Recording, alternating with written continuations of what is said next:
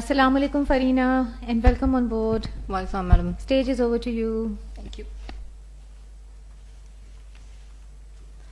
Assalamu alaikum, and welcome you all to the session B of Symposium 3 of quick decision in hepatology with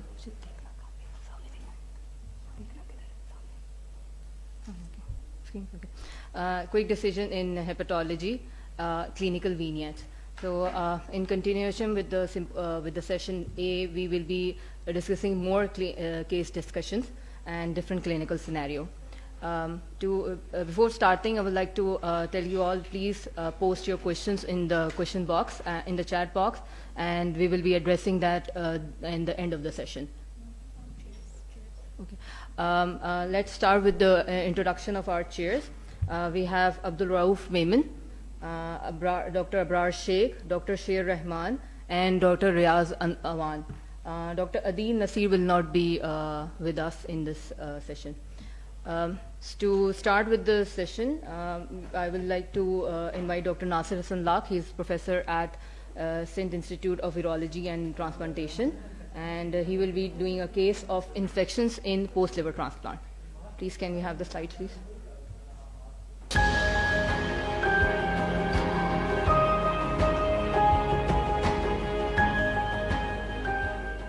Hello everybody. Liver transplantation is not a very uncommon procedure to be seen nowadays, and we very frequently see these patients in our OPD department. My agenda for today's talk is to give you a flavor of multiple cases of infections post-liver transplant. Let's start with the case 1. This is a 38 years old lady who presented to our liver transplant OPD. She was transplanted 8 months back. The donor was the son, and she had a hepatitis B related cirrhosis of the liver with MELD score of 18. Duct-to-duct anastomosis for bile duct was done, and post-transplant period was uneventful. Our induction therapy was the methylprednisolone. She presented to us with history of fever for the last 10 days. She came to us a little late because she lived far area from Karachi. Her suppression, current immunosuppression was tacrolimus, which was 1 milligram twice daily, and tablet sirolimus. The initial investigation were within the normal limits, and CMV PCR was not detected. As you can see, there is a cavity in the right upper lobe on chest X-ray, and the pan cultures were negative. We did reach a diagnosis. We needed BAL, and bronchoscopy was performed. You can see the red straight and slightly curved acid-fast bacilli, and she was diagnosed to have pulmonary tuberculosis. Pulmonary tuberculosis in transplant recipients is very common, and it is 20 to 74 times more common in these patients. Active tuberculosis in transplant recipients can result from latent infection with mycobacterium tuberculosis. There are 4 different scenarios in these patients. The white cartoons represents those who are not infected. The gray shows infected tuberculosis cases, and the black figures are individuals with active tuberculosis. So, if we can see in the figure A, the endogenous reactivation due to the latent infection with tuberculosis in the recipients is one of the very plausible diagnoses, which was probably the same in our patient.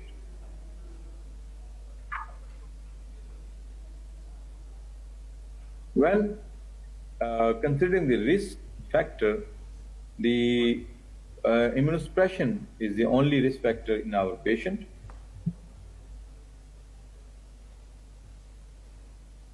We treated this patient with induction treatment, which comprises of 4 drugs for 2 months. And as our patient has a cavity, we had to continue with the 2 drugs for 7 months.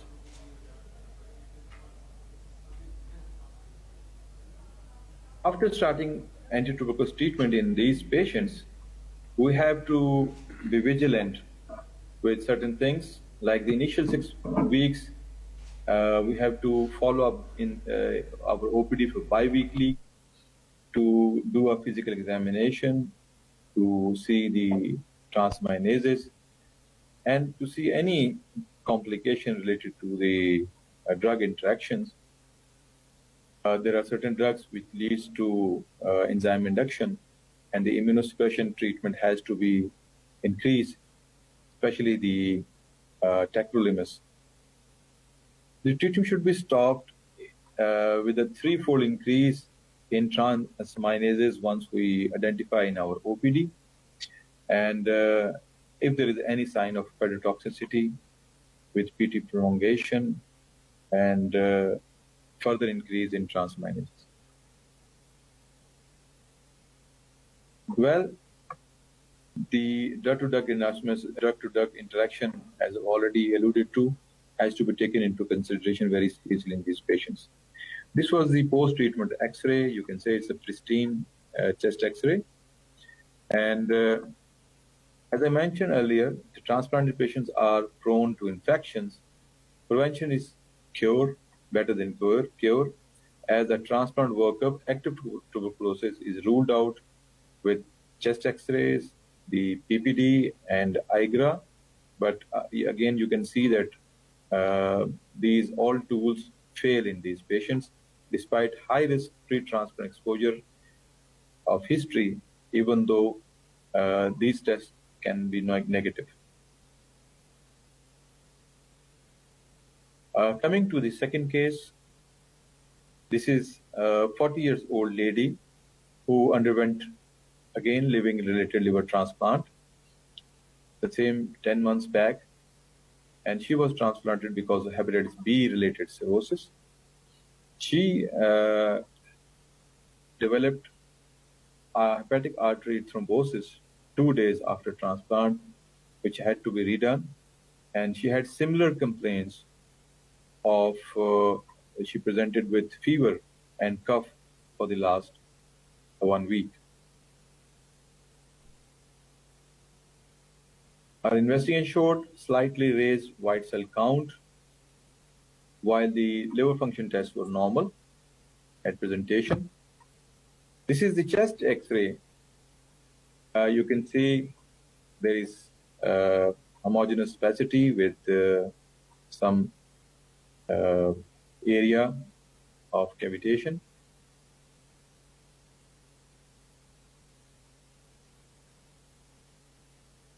Our pan cultures were negative. Bronchoalveolar lavage showed a gram staining. Septate hyphae, acute angle hyphae you can identify with the polymorphonuclear cells in the tissue. The galactomannan was positive, and aspergillus PCR was detected in this patient. And a diagnosis of invasive aspergillus was made.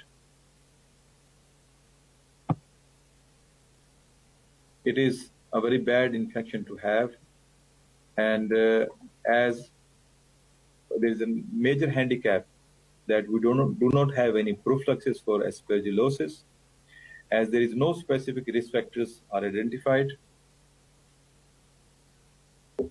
She was treated with voriconazole for about 6 months because she had a cavitary lesion. Okay, coming to the case number 3, the 45-year-old man who underwent liver transplantation 2 years back, again for hepatitis B-related cirrhosis of liver. The induction immunosuppression was methylprednisolone. The immediate post-transplant period was again uneventful. He was complaining of macropapillary rash, which had some fluid in it after some days, and when he presented, he was having certain discrete lesions in the body. Our worker was negative for any. This was the lesions. These lesions later on had fluid in it, and he was diagnosed to have chickenpox infection. And the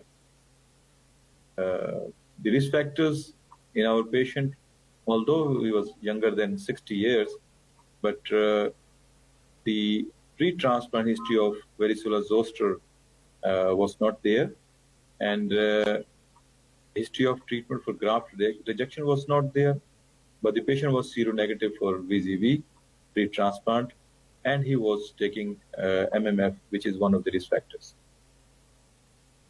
So he was given acyclovir. So acyclovir was continued in this patient. There are other options as well, and intravenous acyclovir was used to treat him, and there was a good recovery after 10 days of course of this drug. The prevention is pre-transplant vaccination, because this is a live attenuated vaccine, therefore you can't use it post-liver transplant. You have to vaccinate pre-transplant. So this is something about the prophylaxis. As I've already said, this secondary prophylaxis is needed with positive contacts, although the primary prophylaxis should be carried out in all patients. Coming to my fourth case, this is a 35-year-old man, post-transplant due to hepatitis C-related cirrhosis. And again, the current immunosuppression was tacrolimus. His labs were okay. This is the chest X-ray, and the bronchoalveolar lavage was again done in this patient, and you can see a silver stain of bronchial fluid showed positivity for pneumocystis jirovecii, and PCP pneumonia was the diagnosis in our patient. The patient was breathless initially on the second day, and because the prophylaxis in this patient was carried out, although there was no prior history of PCP infection, CMV infection, lymphopenia, or prolonged neutropenia, and the immunosuppression was not that high, although with these all things, he got this infection, which was a little surprising. But again, it is all possible in these patients. And the patient was treated with high-dose trimethoprim sulfamethoxazole for about 12 months after transplantation, and after the injection for 1 year. And the prophylaxis was carried out, but again, this patient got infection, and we have treated our patient for 21 days, followed by 1 year of secondary prophylaxis. And the patient is now healthy, and these are the alternative drugs which we could not arrange for our patient. Therefore, our patient tolerated Ceftriaxone very well. This was a post-treatment X-ray, and the patient is following the OPD regularly. The fifth case is a 10-year-old boy, again, who underwent living-related liver transplant 5 years back for cirrhosis of liver. The immediate post-transplant period was uneventful. He presented with complaints of high-grade fever and chills for the last 1 week, and his current immunosuppression was tablet tacrolimus 1 milligram twice daily. His initial investigation showed a CMA viral load of more than 3,000 international units per liter, and he was diagnosed to have CMV infection is there was a mismatch in the CMV, the donor and recipient. Recipient was negative, and the donor was positive. And the lymphocyte depleting antibodies used in this patient was not used in this patient, although this is a risk factor. And the prophylaxis is recommended for 3 to 6 months in the form of vangalcyclovir in patients, which are regularly been given. He was treated with ganciclovir, and he responded well to this treatment. So we can conclude that the infections of post-transplant period have associated morbidity and mortality.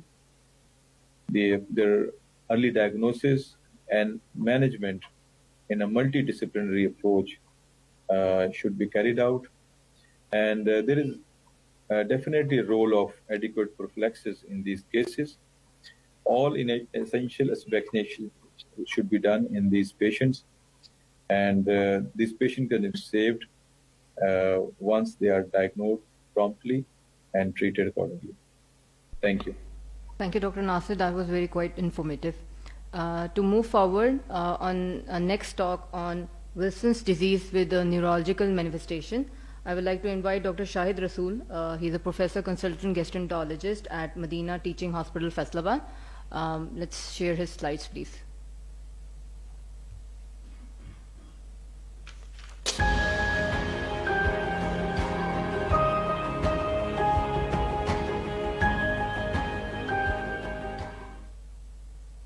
Start करें। Bismillahirrahmanirrahim. I'm very thankful to the organizers of the 14th Annual Conference of Pakistan Society of Study of Liver Disease for giving me this opportunity to talk about Wilson's disease. As a concept of the conference is quick decisions in hepatology, so I will be quickly discussing about this important disease. So the topic of my presentation is an aggressive young boy with hepatolenticular degeneration, that is Wilson's disease. So we'll start with the case history of a young boy who is 15-year-old who presented to his general physician with tremors of both hands for last 3 months. His mother noticed his aggressive behavior and frequent fights with the siblings at home for last 6-7 months, which he contributed to his new onset puberty. His school teacher complained of deteriorating handwriting and school performance. There was no history of fever or weight loss. His clinical examination was unremarkable, and his general physician advised some investigation. So, the investigation which he received was showing a hemoglobin of 11.4. WBCs were fine. There were slightly low platelets. Urea and creatinine was normal. PTC, PT4 and TSH, that is the thyroid function tests, were normal. RBS and the calcium were normal. His total bilirubin was 0.9 milligram per deciliter. KLT was 108, AST 99. Alkaline phosphate 76 units per liter. So he has drained LFTs. On the basis of drained LFTs, his GP referred him to the gastroenterologist. And when the gastroenterologist examined this young boy, he found that he was anemic, and on abdominal examination, he had a palpable non-tender liver. So he also advised some further investigations, which turned out to be negative serology for hepatitis B surface antigen, hepatitis C virus antibodies, and hepatitis A virus IgM. His prothrombin time was 13 seconds, ANA was positive, ceruloplasmin was 8 milligram per deciliter, which was low, and the abdominal examination revealed hepatomegaly with poor ecotexture. So on the basis of this investigation, his gastroenterologist advised some specific further tests, including a slit lamp examination, which revealed presence of the KF rings, and the 24-hour urinary copper excretion was checked, which turned out to be 580 microgram per day, which was significantly high. So on the basis of the clinical manifestations, deranged liver function test, hepatomegaly, low serum ceruloplasmin, increased 24-hour urinary copper excretion, and the presence of the KF rings, he was diagnosed as a case of Wilson disease. His family screening was advised and he was started on medical status. So ladies and gentlemen, now let's discuss what is this Wilson disease. Wilson disease is a rare autosomal recessive inherited disorder of copper metabolism that is characterized by excessive deposition of copper in the liver, brain, and other tissues. The World Health Organization estimates that the global prevalence of Wilson disease is 1 in 10,000 to 1 into 30,000 people. Let's have a look on the circulation of the copper in the body. Copper is a very important chemical which is required for the functioning of many of the enzymes. The most of the copper in the body is about 110 milligram, which mostly is present in the skeletal muscles, bones, and the connective tissue. And copper in the skeletal muscles is consistently in flux with the circulation in the blood. So whenever copper, whatever we eat in the diet, it is about 1.5 to 5 milligram per day which we eat. And when this comes into the intestine, 50 to 60% of this is unabsorbed and is excreted in the feces. 25 to 40% is absorbed by the enterocytes. And of this 40% absorbed copper, 75% goes to the liver through the portal circulation, while the 25% which is bound to the albumin go into the blood. Copper which goes into the liver through the portal circulation, some amount of this, about 20%, is re-excreted in the bile and through the common bile duct is again coming to the intestine, which is excreted in the feces. So the total feces excretion is about 1.5 to 4 milligrams.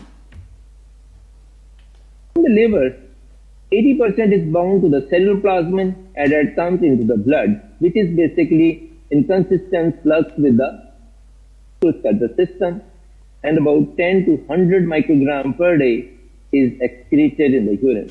This is a normal circulation of the copper in the body. So what happens in the Wilson disease? I have already said it's an autosomal recessive disorder that affects the ATP7B gene, chromosome 13, expressed in the hepatocytes, kidneys, and placenta, which encodes for the copper transporting P-type ATPase or copper translocase. Mutation in this ATP6B results in the decreased synthesis of copper-bound ceruloplasmin, impaired excretion of copper, and increased cytosolic, mitochondrial, and nuclear levels of the copper, which then cause the damage in the organs where it is deposited. Coming to the clinical manifestations of the Wilson disease, manifestation can vary widely. The key features of the Wilson disease are liver disease and cirrhosis, neuropsychiatric disturbances, KF rings in the descendant membrane of the cornea, acute episodes of hemolysis, often in association with acute liver failure. Wilson disease is not just a disease of children and young adults, but it may be present at any age. In fact, in the literature, the patient has been reported from the 3 years of the age up to 85 years. So the clinical manifestations will depend upon the major organ where the copper has been deposited, and as I already said, brain and the liver are the two main organs. So the hepatic manifestations, the patient may have asymptomatic hepatomegaly, persistently elevated transaminases, acute hepatitis, chronic hepatitis, both compensated and decompensated cirrhosis, acute liver failure, acute and chronic liver failure, fatty liver disease, sphenomegaly. The neuropsychiatric manifestations are very different, maybe tremors, dystonia, Parkinsonism, choreoacetosis, seizures, incoordination, gait disturbances, deteriorating school performance, depression, anxiety. Osteomuscular manifestations are arthralgias, arthritis, osteoporosis. Rheumatological manifestations are the hemolytic anemias, thrombocytopenia. Ocular manifestations are the KF rings, sunflower cataracts, and the renal manifestations are in the form of the renal stones and the renal tubular acidosis. These are the KF rings in the decimal membranes, and on the other hand, this is a vacuous smile in the Wilson disease.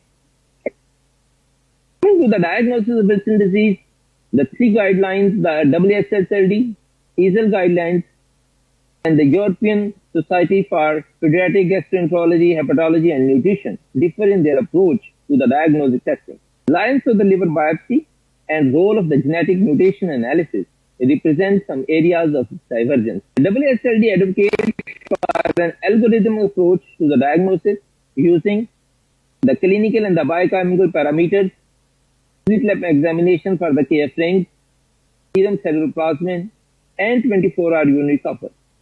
So WSLD advocates that the patient may be diagnosed on the basis of these clinical and the biomedical parameters. Liver biopsy for histology and copper quantification is recommended if initial testing is non-concordant. The molecular testing is reserved for cases where biopsy is non-diagnostic. EASL and the ESPGHN guidelines both advocate for the use of the Leipzig score to establish a diagnosis of the Wilson disease. The scoring system includes a combination of clinical, biochemical, and genetic testing. So you can see over here, the presence of the KF rings gives 2 points. Neurological symptoms, if they are severe, there are 2 points. If they are mild, 1 point. If they are absent, there is 0 point. Serum ceruloplasmin, if it is normal, then it is 0 point. And if it is significantly low, then there are 2 points. Coombs negative hemolytic anemia, if it is present, it gives 1 point, and if absent, there is no point. Liver copper on histopathology, if it is more than 5 times upper limit of normal, it gives you 2 points, and if it's normal, it gives -1 point. The urinary copper, if it is normal, then it is 0 point. If it is 1 to 2 times upper limit of normal, it gives 2 points, and if it is more than 2 times upper limit of normal, it gives 2 points. The mutation analysis, if the mutation is in the both chromosomes, then it gives 4 points, and if on one chromosome, it gives 0 points. So on accumulation, if the total score is 4 or more, then a diagnosis is established. If the total score is 3, there is a possible diagnosis of Wilson disease, and if the score is 2 or less, then the diagnosis is very unlikely. So this is the Leipzig score, which is basically endorsed by the EASL and ESPGHN. But while determining these tests, you should be aware of the false negative and false positive of these tests, which are very important to remember. This is the stepwise approach given by the European Society for the Pediatric Gastroenterology and Hepatology and Nutrition. What they are advocating at the first step, the clinical evaluation for hepatosplenomegaly, ascites, KF rings, liver test, ALT, ST, bilirubin, INR, and the biochemical tests of copper metabolism like serum ceruloplasmin and 24-hour urinary copper correlation, excretion. In the second step, they advocate for the molecular testing, and if still the things are not clear, then in the third step, they advocate for the liver biopsy. So it is indifferent from the WSLD guidelines, in which they advocate for the liver biopsy first before the molecular testing. None of the societies has given the role of the MRI, but there is now accumulating experience demonstrated that the MRI abnormalities to be almost universal in those with a neurological disease. So this is basically for the neurological disease, not the simple hepatic disease. In one study, the MRI features with the Wilson disease included face of giant panda, taxal plate hyperintensity, central pontine, myelinosis-like abnormalities, and the concurrent signal changes in the basal ganglia, thalamus, and the brainstem. These features, when present, are virtually pathognomic of Wilson disease. Family screening is endorsed by all the three societies, but they slightly differ in their preferred mode of screening. SLD recommends that siblings be screened via the ATPase ATP7B mutation. EASL proposes that all first degree relatives should receive genetic screening alone. And the ESPGHN advocates that all first degree relatives be screened using physical examination, liver function, serum cellular plasmin, as well as ATP7B mutation analysis. Unluckily, ATP7B mutation analysis is not available in Pakistan, so we have to rely on the serum cellular plasmin and 24-hour unique copper in these patients for the family screening. Coming to the treatment of the Wilson disease, medical therapy in Wilson disease is broadly divided into initial and maintenance phases. The presence or absence of clinical symptoms also modulates the choice of therapy. Treatment is based on the removal of the copper excess by chelating agents such as D-benzolamine, trinitine, and by blocking the intestinal copper absorption with zinc salt. Dietary copper restriction does not prevent accumulation in Wilson disease, and there is a lack of evidence that it improves the outcome once chelators are initiated. However, avoiding copper-rich foods like shellfish, nuts, chocolate, mushrooms, and organ meat is advised until remission of the symptoms and biochemical abnormalities. Treatment should be individually tailored to the clinical condition of the patient, defined by the type and severity of the organ involvement. A clinically relevant limitation in the long-term use of D-benzolamine is the occurrence of the severe adverse effects, and the lack of adherence and underdosage are the main risk factors for unfavorable clinical course. Sequential treatment in Wilson disease could be proposed based on the hypothesis that after a treatment phase with the more effective chelating agent, smaller doses or alternative treatment with zinc in decoppered patients may be sufficient to keep copper homeostasis, and the combination therapy using zinc with a chelating agent has a practical basis in both blocking copper uptake and eliminating excess copper, and thus may be synergetic effect. So these are the basic three drugs which are being used: D-benzolamine, trinitine, and the zinc salt. D-benzolamine is the most commonly used drug. Starting dose is 150 to 300 milligram per day and gradually increasing. And the maintenance dose is 10 to 20 milligram per kg. It should be taken 1 hour before meal or 2 hours after the meal. And the adequacy of the treatment is checked by the urinary copper excretion, and it should be more than 200 to 500 microgram per day. Same is with the trinitine. Starting dose is 20 milligram per kg per day and gradually increasing, with a maintenance dose of 900 to 1500 milligram per day. It is taken 1 hour before meal or 3 hours after the meal, and the urinary copper excretion should be targeted 200 to 500 microgram per 24 hours. Coming to the zinc salt, zinc acetate and zinc sulfate, mostly used in the children and sometimes as the adjuvant therapy in the adults. And the urinary copper excretion target is 3 to 75 micrograms in the maintenance treatment. Liver function. Coming to the monitoring, the indicators for the copper balance used for treatment monitoring, all three guidelines are the 24-hour urinary copper and the non-cellular plasma bound copper.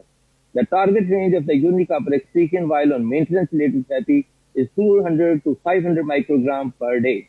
Normalization of the non-cellular plasmin bound copper is cited as a secondary treatment target in all three guidelines. SLD and EASL recommend following liver biochemistry and function, serum copper, cellular plasmin, and physical examination twice yearly, and urinary copper at least yearly. For patients with chelating therapy, blood count and urine analysis require biannual monitoring as well. ESPGHN advise more frequent monitoring because they are mostly dealing with the children. Ladies and gentlemen, coming to my last two slides, consensus statement on the treatment of the Wilson disease. A chelating agent should be used for symptomatic patients with hepatic Wilson disease. D-benzolamine is preferred because of the easy availability, cause, and efficacy. Pre-symptomatic patients with hepatic disease on maintenance therapy or the symptomatic patients with a neurogenic Wilson disease can be treated with zinc or chelating agents.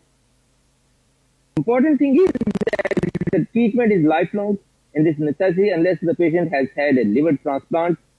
MARS and TPE can be offered to patients with the acute liver failure, especially in the presence of encephalopathy, and is a good bridge therapy for the liver transplant. D-benzolamine is an effective chelator, although associated with several side effects. And when we are talking about neurological symptoms, we have to add some other drugs for patients with a dystonia not responding to a decoupling therapy Anticholinergics and baclofen can be used. For those with refractory focal dystonia or residual dystonia, botulinum toxin can be used. Primidone or the propranolol can be used in the patients with the residual or the post-remaining tremors, levodopa and Parkinsonism. Physical therapy may be used. In maternal and pregnancy outcomes, pregnancy in patients with Wilson disease is safe and most patients have successful outcomes. Patients with adequate copper control have better chances of successful pregnancies than untreated Wilson disease patients. Copper status of patients should be optimized before pregnancy. Treatment should be continued with pre-vacillating medication during pregnancy with dose reduction of the chelators in the later part of pregnancy. The risk of the birth defects in Wilson disease is generally low, which also applicates for the patients treated with chelating agents. And the important thing about the liver transplantation is indicated in patients with fulminant presentation with hepatic encephalopathy or hemolytic crisis. New Wilson index has a use as a predictor of liver transplant. Rising bilirubin, advanced hepatic encephalopathy, and acute hemolysis have been suggested as better predictors for liver transplant and need validation. Liver transplantation is not indicated for isolated severe neurological Wilson disease. When the liver is also diseased, the decision should be individualized because significant neurological disease is a predictor of poor outcome. Thank you very much. Thank you, sir, for that interesting talk. Moving forward, I would like to invite Dr. Lubna Kamani for her case of chronic hepatitis hep B or C in pregnancy. Please, can we have her slide, please?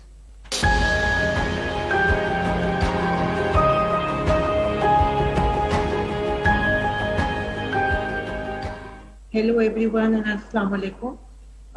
First of all, I would like to thank the organizer for giving me this opportunity for the presentation in the annual conference in Karachi. This time we are going virtual, and the topic given to me was hepatitis B and C in pregnancy, which is a very important topic, but it's a lengthy topic. So I'll try to do justice with this topic because otherwise there's no way that we can complete the entire topic in 15 minutes, because over here we are dealing with two deadly viruses, hepatitis B and C, and two lives, the mother and the unborn child. So I don't have any disclosures to make.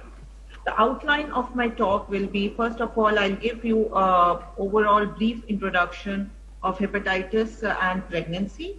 Then we'll discuss the case of hepatitis B, followed by a case of hepatitis C, review of literature in between with the cases, and of course the take-home points and the conclusion in the end. So the liver disease is a dreadful complication in pregnant patients, as we all know, and can be life-threatening to both mother and the unborn child. Majority of these diseases are self-limiting, but in some cases it can lead to fulminant hepatic failure. General physicians and specialists all confronted with these patients during their practice. We have to be careful regarding the safety of the medicine, which medicines are safe, which procedures are safe, which investigations are safe. So you have to keep this thing also in mind. And what would be the crucial or the exact or the optimal time of delivery. Extreme vigilance and prompt management is crucial and can save life for both mother and the baby. So what is the burden of liver disease in pregnancy? We don't have huge data, but this is one of the studies which was published in local journal a few years ago. And in this, you can see the top of the list is hepatitis E, of course. But you can see there is almost 15 to 17% cases of hepatitis B and hepatitis C, followed by other causes of liver failure. And if we talk about prognosis, the maternal mortality rate was almost 30%, and the fetal mortality rate, you can see, it's almost 2/3. And only 23% newborns remain alive. We are talking about in patients pregnancy who had viral hepatitis, who had any other cause of hepatitis and went into fulminant hepatic failure. So what about working of abnormal LFTs? You can see that 3 to 5% of the pregnant patients develop liver function abnormality, and assessment initially you have to do workup as a non-pregnant patient. And how do you do workup?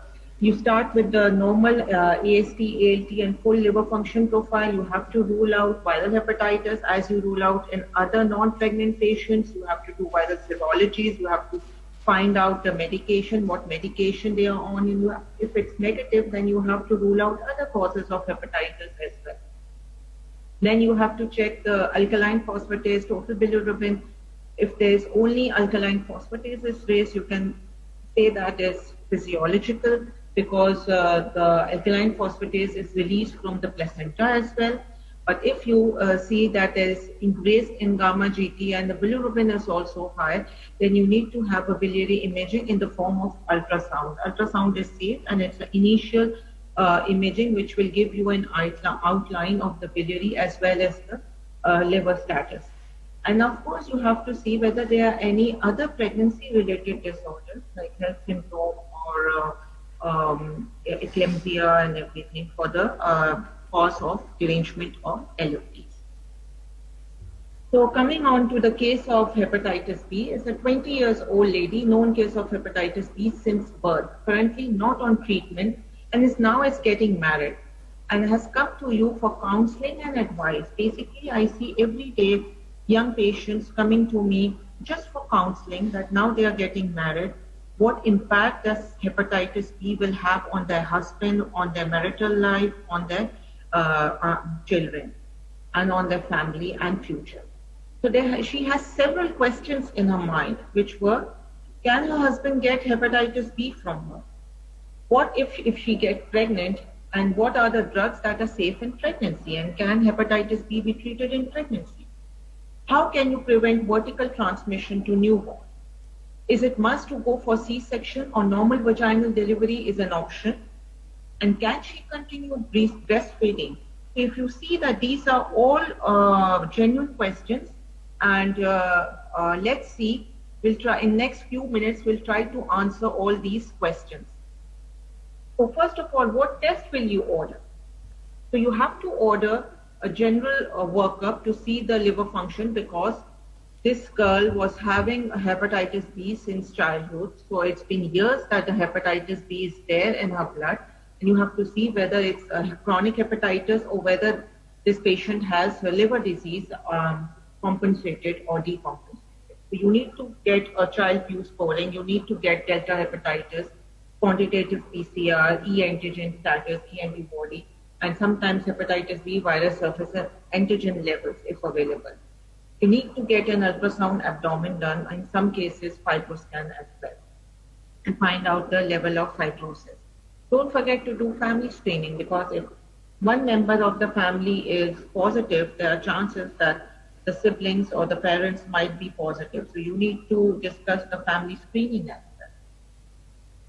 So transmission of hepatitis B occurs via parenteral or mucosal exposure to infected body fluid. As we all know, in countries endemic for hepatitis B, perinatal exposure accounts for most transmission, like in our society in Pakistan.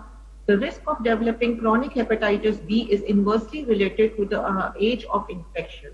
90% of the infants, 30% of the children less than 5 years, 2 to 6% of the infected as adults progress to chronic liver disease.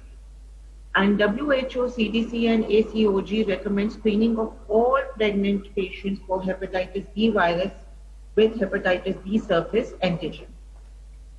So the course of hepatitis B virus in pregnancy is similar to that in general population. Risk of permanent hepatic failure after acute infection is less than 1%. No association was found with hepatitis B virus and intrauterine growth restriction or preeclampsia. So what about prevention for the mother? In all pregnant women with higher hepatitis B virus DNA levels, which means more than 200,000 of international unit, or if you're checking hepatitis B surface antigen levels, which we rarely do, more than 4 log raised to 10 international units per ml. Antiviral prophylaxis should be started at the week after 24 weeks or 28 weeks of gestation.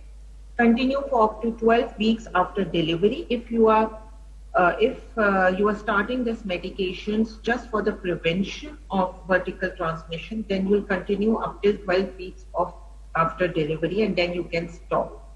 But if the mother needs, if there's clear indication of treatment of hepatitis B in mother if she has fibrosis, then or active hepatitis, then you need to continue this medication even after delivery. So this is important. Monitoring of ALT flares every 3 months for 6 months, because once you stop medication after delivery, so there is chances that the patient might have flares. So you need to keep this patient in close follow-up. And for the child, you need to give hepatitis B immunoglobulin as soon as possible after birth, and first dose of vaccination given within 12 hours of birth. So this is the algorithm for pregnant lady. And for the first trimester, you need to check the hepatitis B surface antigen, you need to check hepatitis core antibody, and you need to check hepatitis B surface antibody. If surface antigen core and hepatitis B surface antibody is negative, you need to initiate hepatitis B vaccination series. And mind that hepatitis B vaccination is safe in pregnancy. An infant receives the usual normal vaccines at birth. But if the mother is hepatitis B surface antigen positive, then you have to check baseline hepatitis B DNA and again check do quantitative hepatitis B DNA at 28 weeks. And again, it's very important that you ask the status of if it's a first baby, or if the woman has prior children, that what was the status of hepatitis B in previous pregnancies. So if the child was negative for hepatitis B, then and if the mother has the load of less than 10 raised to power 8, then you need to monitor these patients. An infant receives immunoglobulin and vaccine at birth. But if the viral load in the mother is more than 10 raised to power 8, then you need to consider treatment. And the treatment which is safe is lamivudine, tenofovir, or telbutadine. Starting at 32 weeks, after 28 weeks you can start. And currently we are using tenofovir because lamivudine and telbutadine has resistant mutants, so you don't consider these treatment anymore. So currently we have tenofovir. If the previous child was positive for hepatitis B, then you will initiate treatment at a much less viral load, which is 10 raised to power 6. If the mother has viral load of 10 raised to power 6, then you can initiate treatment in these patients. But if the viral load is less than 10 raised to power 6, then you can monitor these individuals and just giving immunoglobulins and vaccine at birth to the newborn. So this is the algorithm which you need to follow, and it's easy basically in the form of algorithm.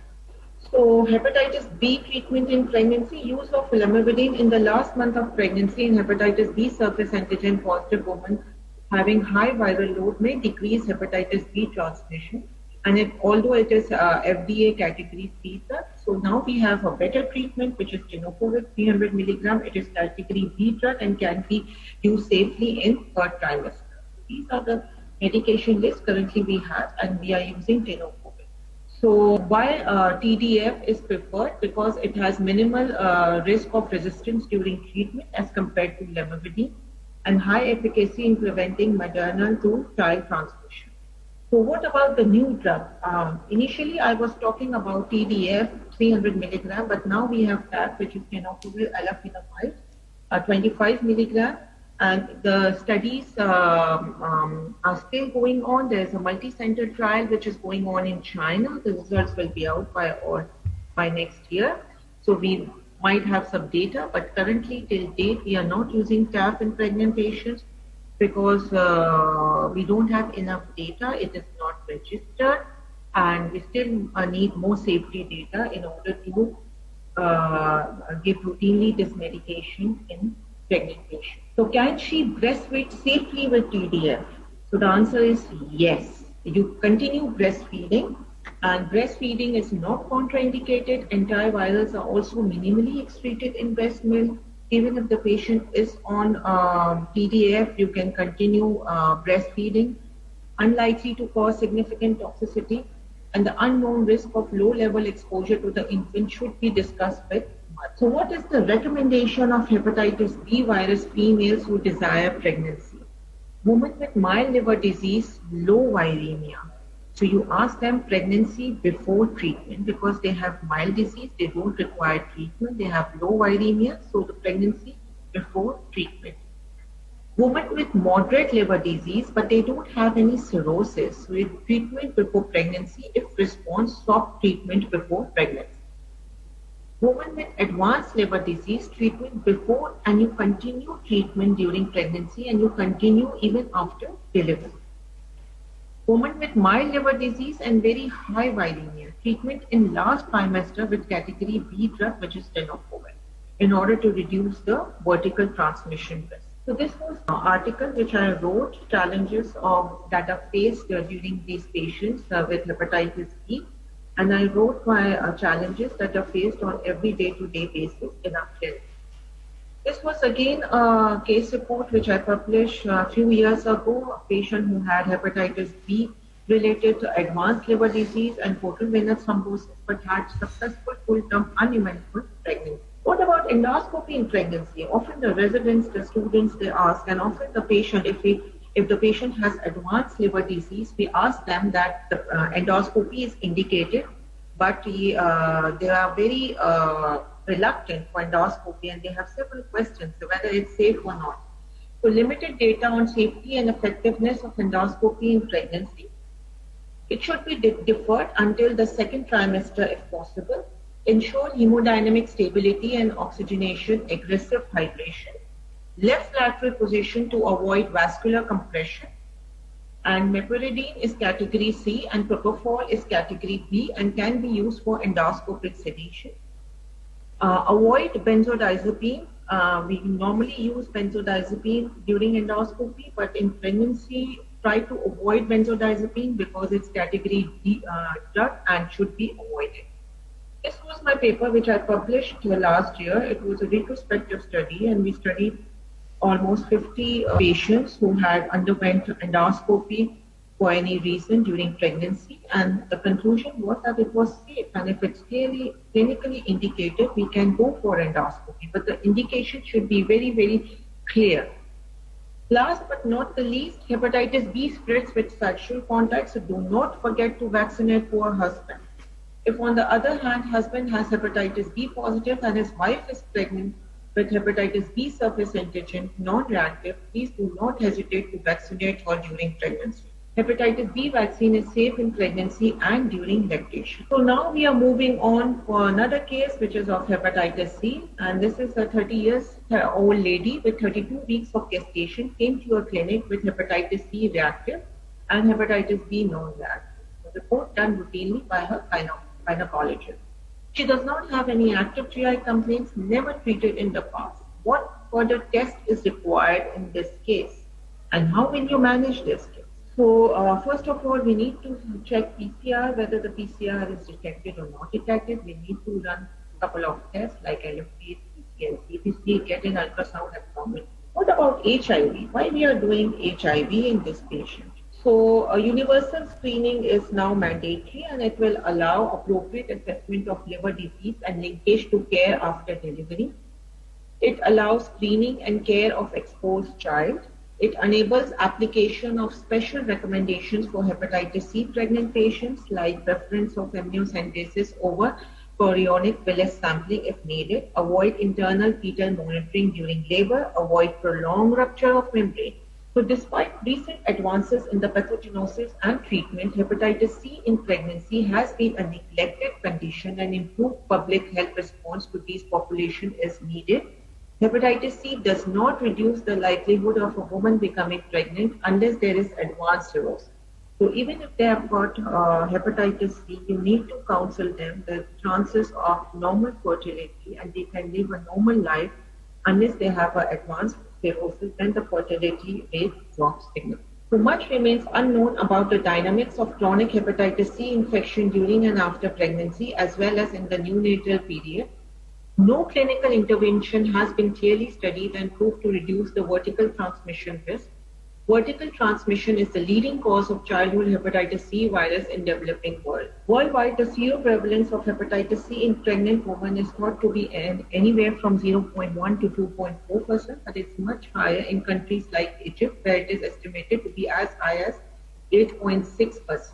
In spite of the high hepatitis C positivity in pregnant population, the rate of vertical transmission fortunately is low in neonate and it's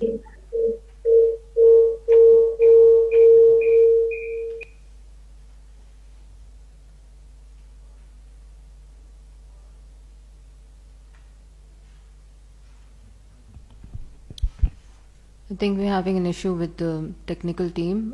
They're working on it. 8.6%. In spite of the high hepatitis C positivity in pregnant population, the rate of vertical transmission fortunately is low in neonate and it's as low as 1.3%. In some studies, it's 3 to 4%, but definitely less than 5%.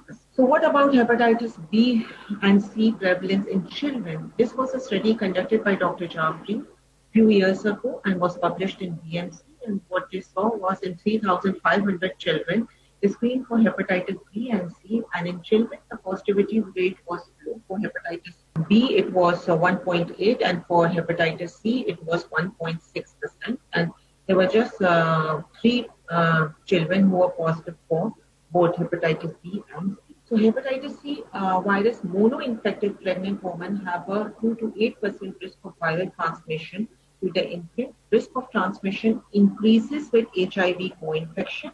Mother-to-infant transmission of hepatitis C virus may be intrauterine, intrapartum, or postnatal.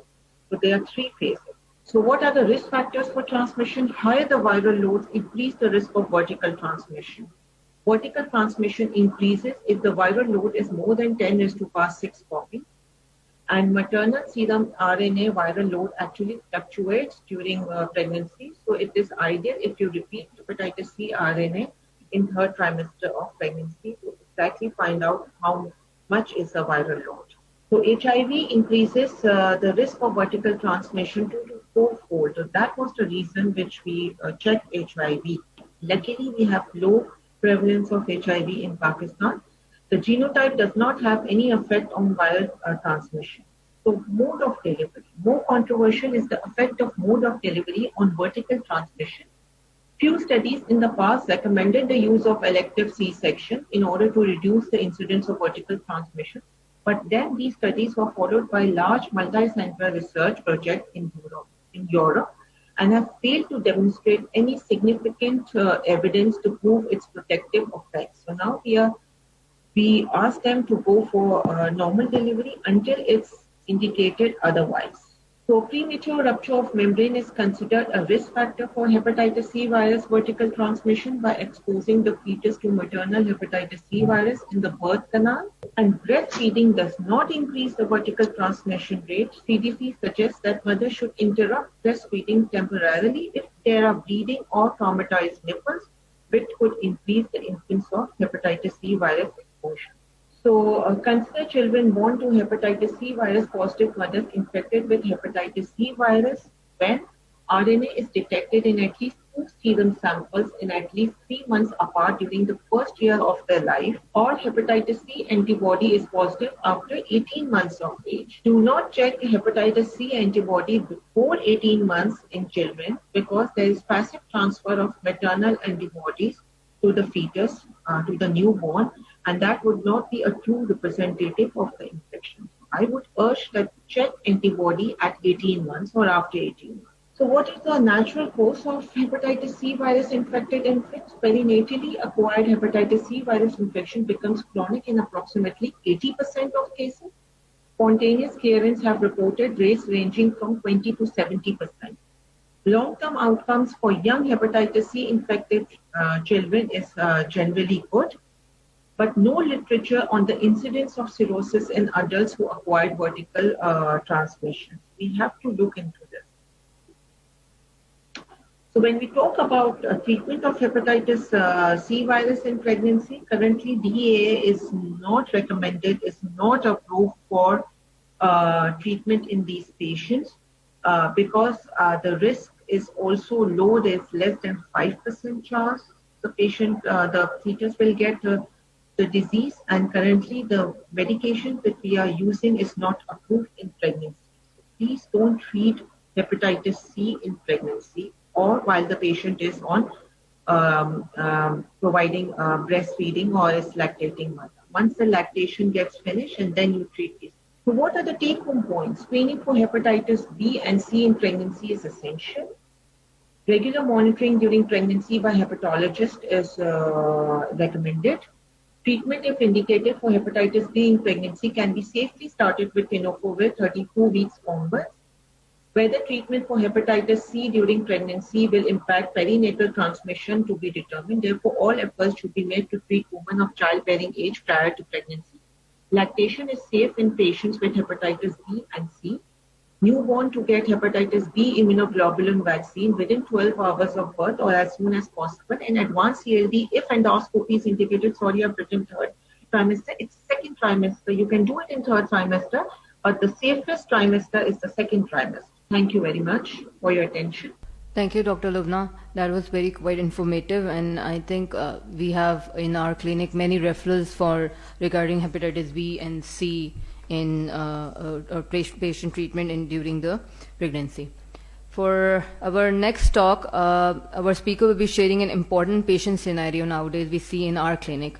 Our speaker is Dr. Farrukh Saeed, Professor of Gastroenterology, Armed Force Postgrad Medical Institute, Rawalpindi. He will be sharing the scenario of a patient with NAFLD with a normal BMI. Over to you, Dr. Farrukh Saeed.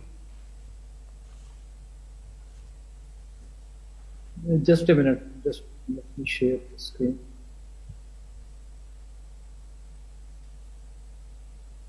Okay. So I'm grateful to the organizers and especially Dr. Zagam for arranging such a good academic session in difficult times. And I will very briefly talk about the non-alcoholic fatty liver disease in individuals with lean build. Can we go to the next slide? So this NAFLD, in fact, is a broad term, and it includes hepatic steatosis without inflammation, which we call as NAFLD. Then it can non-alcoholic steatohepatitis, which we call as NASH, and cirrhosis. And it is associated with risk factors like obesity, cardiovascular disease, type 2 diabetes mellitus, and hepatocellular carcinoma. So this condition, along with the associated diseases, they confer an increased risk of mortality and morbidity in the affected individuals. NAFLD in lean or lean NAFLD is the presence of hepatic steatosis on abdominal ultrasound with or without aminotransferase abnormalities in individuals with BMI of or less than 25. So this is NAFLD in lean individuals. Although we don't appreciate, but multiple cross-sectional studies, they have shown that in 7 to 20% they have leanness. And it is the reported prevalence of NAFLD in lean individuals in Asia is up to 27%. One of the MR spectroscopy-based study from Hong Kong, 19% prevalence of fatty liver was reported in non-obese individuals. In clinical practice, almost all individuals with NAFLD, they don't have any symptom.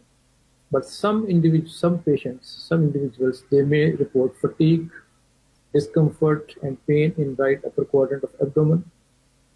And there are very few people who have raised transaminase levels.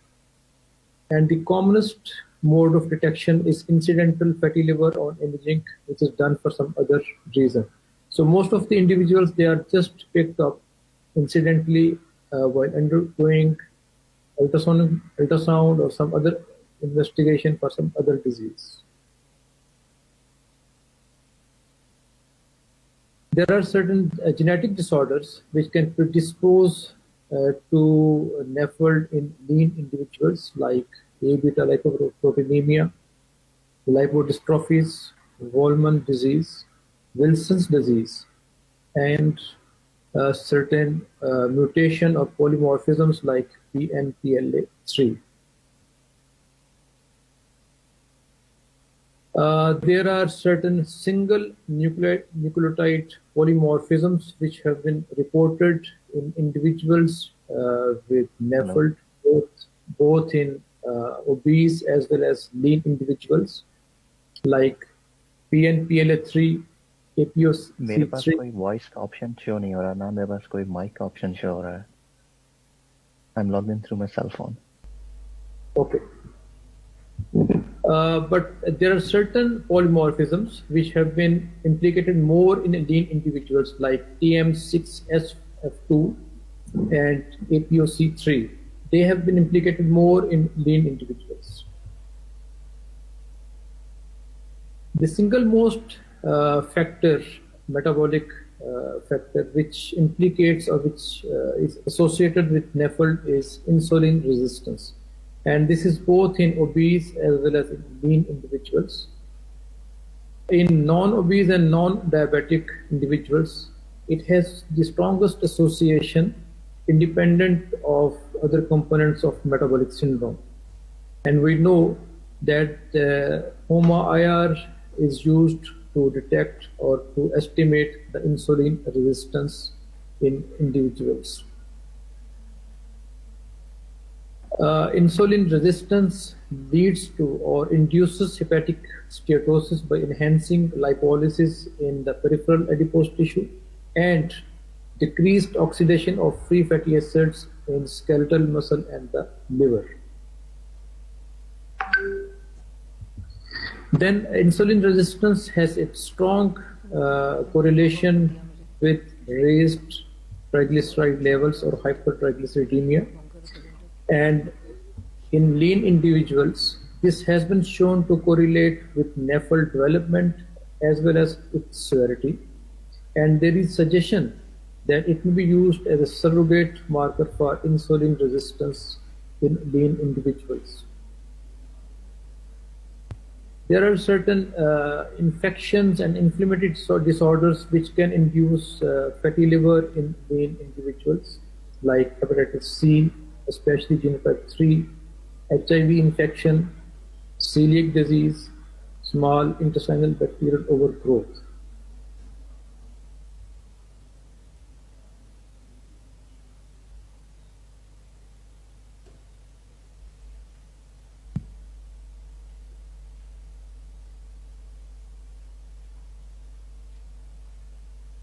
There are certain drugs like amiodarone, tamoxifen, and diltiazem which are used commonly, and they have also been implicated and they have been associated with development of fatty liver, especially in lean individuals. In lean individuals with NAFLD, there is evidence that dietary intake does play a role, especially use of fructose sweetened beverages and soft drinks that has been linked to the development of NAFLD in these individuals. And there is evidence that there is that increased dietary intake of cholesterol and decreased intake of omega-3 polyunsaturated fatty acids is associated with NAFLD in lean individuals. Histological features are almost same both in lean as well as obese individuals, which includes steatosis, ballooning degeneration, lobular or portal inflammation, and fibrosis. Although the prevalence of NASH is much more in NAFLD with lean habitus, but there is evidence that in non-obese patients with NAFLD, they are less likely to progress to advanced fibrosis within a mean interval of approximately 2.5 years. So progression of disease is relatively is slow.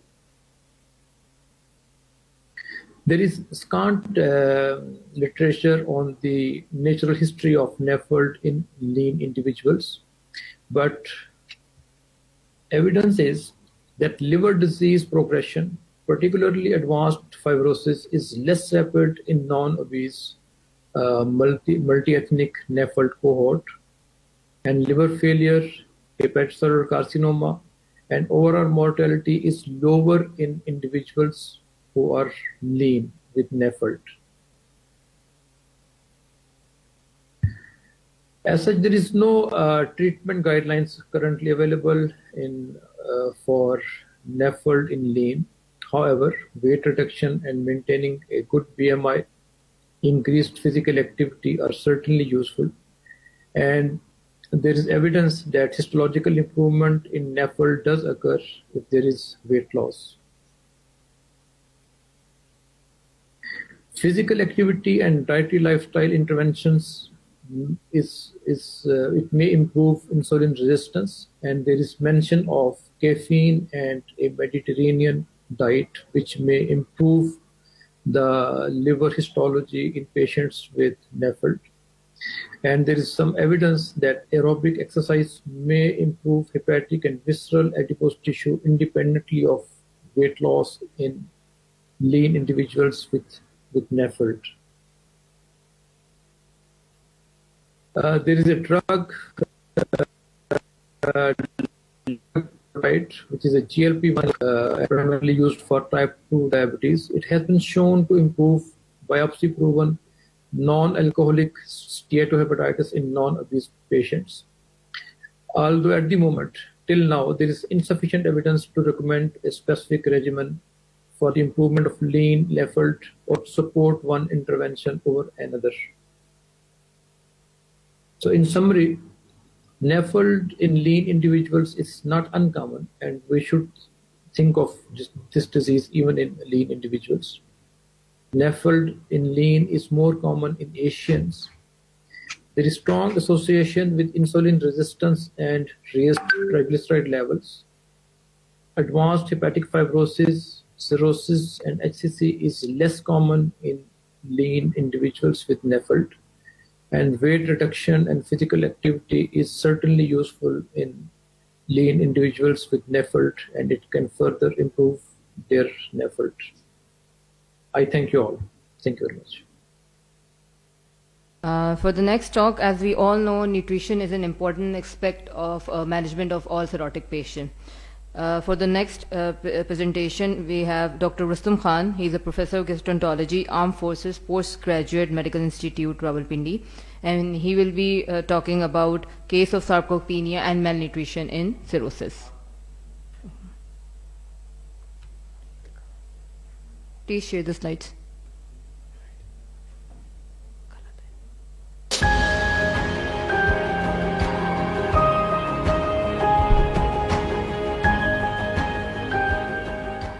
Bismillah ar-Rahman ar-Rahim. Assalamu alaikum. Today I will discuss about the case of sarcopenia and malnutrition in cirrhosis. I have nothing to disclose. There is no financial interest adhering to my presentation today. My presentation will start with a case history of 45-year-old gentleman, diagnosed case of cirrhosis of liver due to hepatitis C. His CTP score was 12 upon 15 and MELD sodium was 21. He was referred for evaluation of disease severity and prognosis. Patient has a history of repeated admission for paracentesis, portosystemic encephalopathy, and he has 3 episodes of upper GI bleed. For that, esophageal variceal band ligation was done in last 6 months. There was no history of alcohol use. He is non-diabetic, non-hypertensive, but has a history of road traffic accident 15 years back, for which he has received blood transfusion and surgery for right femur fracture. On examination, as depicted on the picture, patient is a thin, lean person with generalized wasting, conscious oriented and vitally stable. No restrictions on outstretched hands. Pallor and jaundice was positive. Edema feet was positive. Abdominal examination showed liver span of 7 centimeter. Mild splenomegaly, grade 2 ascites, small umbilical hernia, and prominent vein on anterior abdominal wall. Chest, CVS, and CNS examinations were unremarkable. Coming to investigation, his hemoglobin was 10 gram, TLC count 11,000, platelet count 56,000, total bilirubin 8 milligram with direct component of 6 milligram. Liver enzymes are borderly elevated, total protein 8 gram, albumin 2.6 gram, and sodium was 126, potassium 4.2, BU creatinine normal, PT 18, INR 1.8. Hepatitis C antibody was reactive, hepatitis B surface antigen was non-reactive, alpha-fetoprotein was 4. Ultrasound abdominal showed coarse ecotexture of the liver with irregular margin, no focal lesion seen, portal vein was 12 millimeter, spleen was 160 millimeter with moderate and had moderate ascites. CTP score and MELD score was already told, and then these were 12 and 21 respectively. So the question is, how will you assess the prognosis of this patient? Coming to prognostic system of the liver cirrhosis, predicting prognosis in liver cirrhosis is crucial, and number of prognostic models are validated in the patient with this disease. The CTP score and MELD score are the most widely used system to predict mortality in the patient with cirrhosis.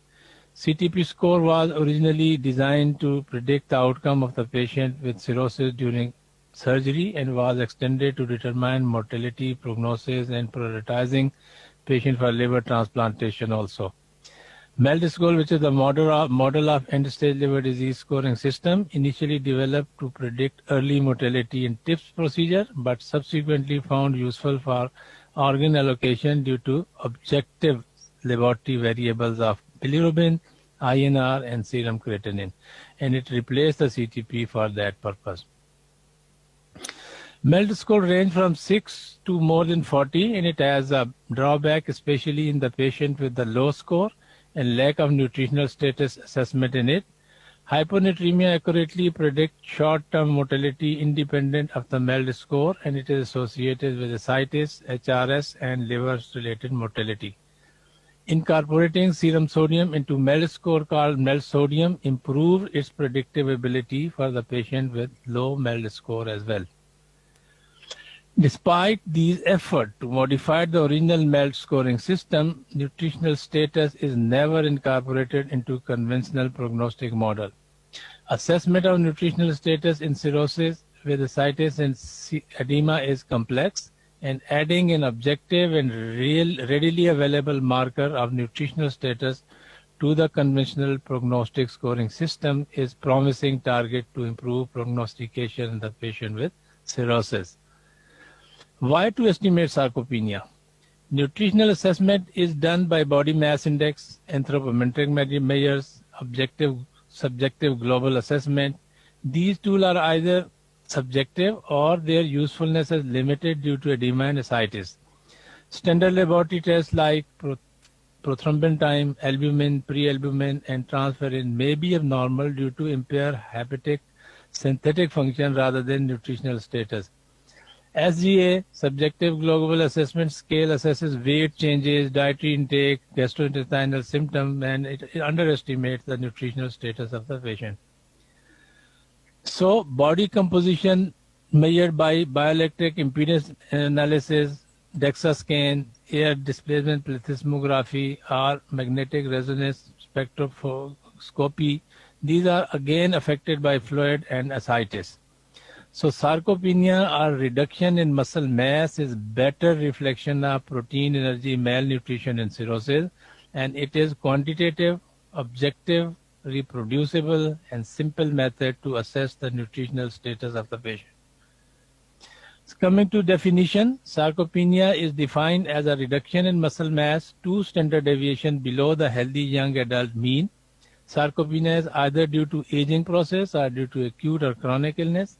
Sarcopenia is an important association of cirrhosis, and it is seen in 40 to 70% of cirrhotic patients.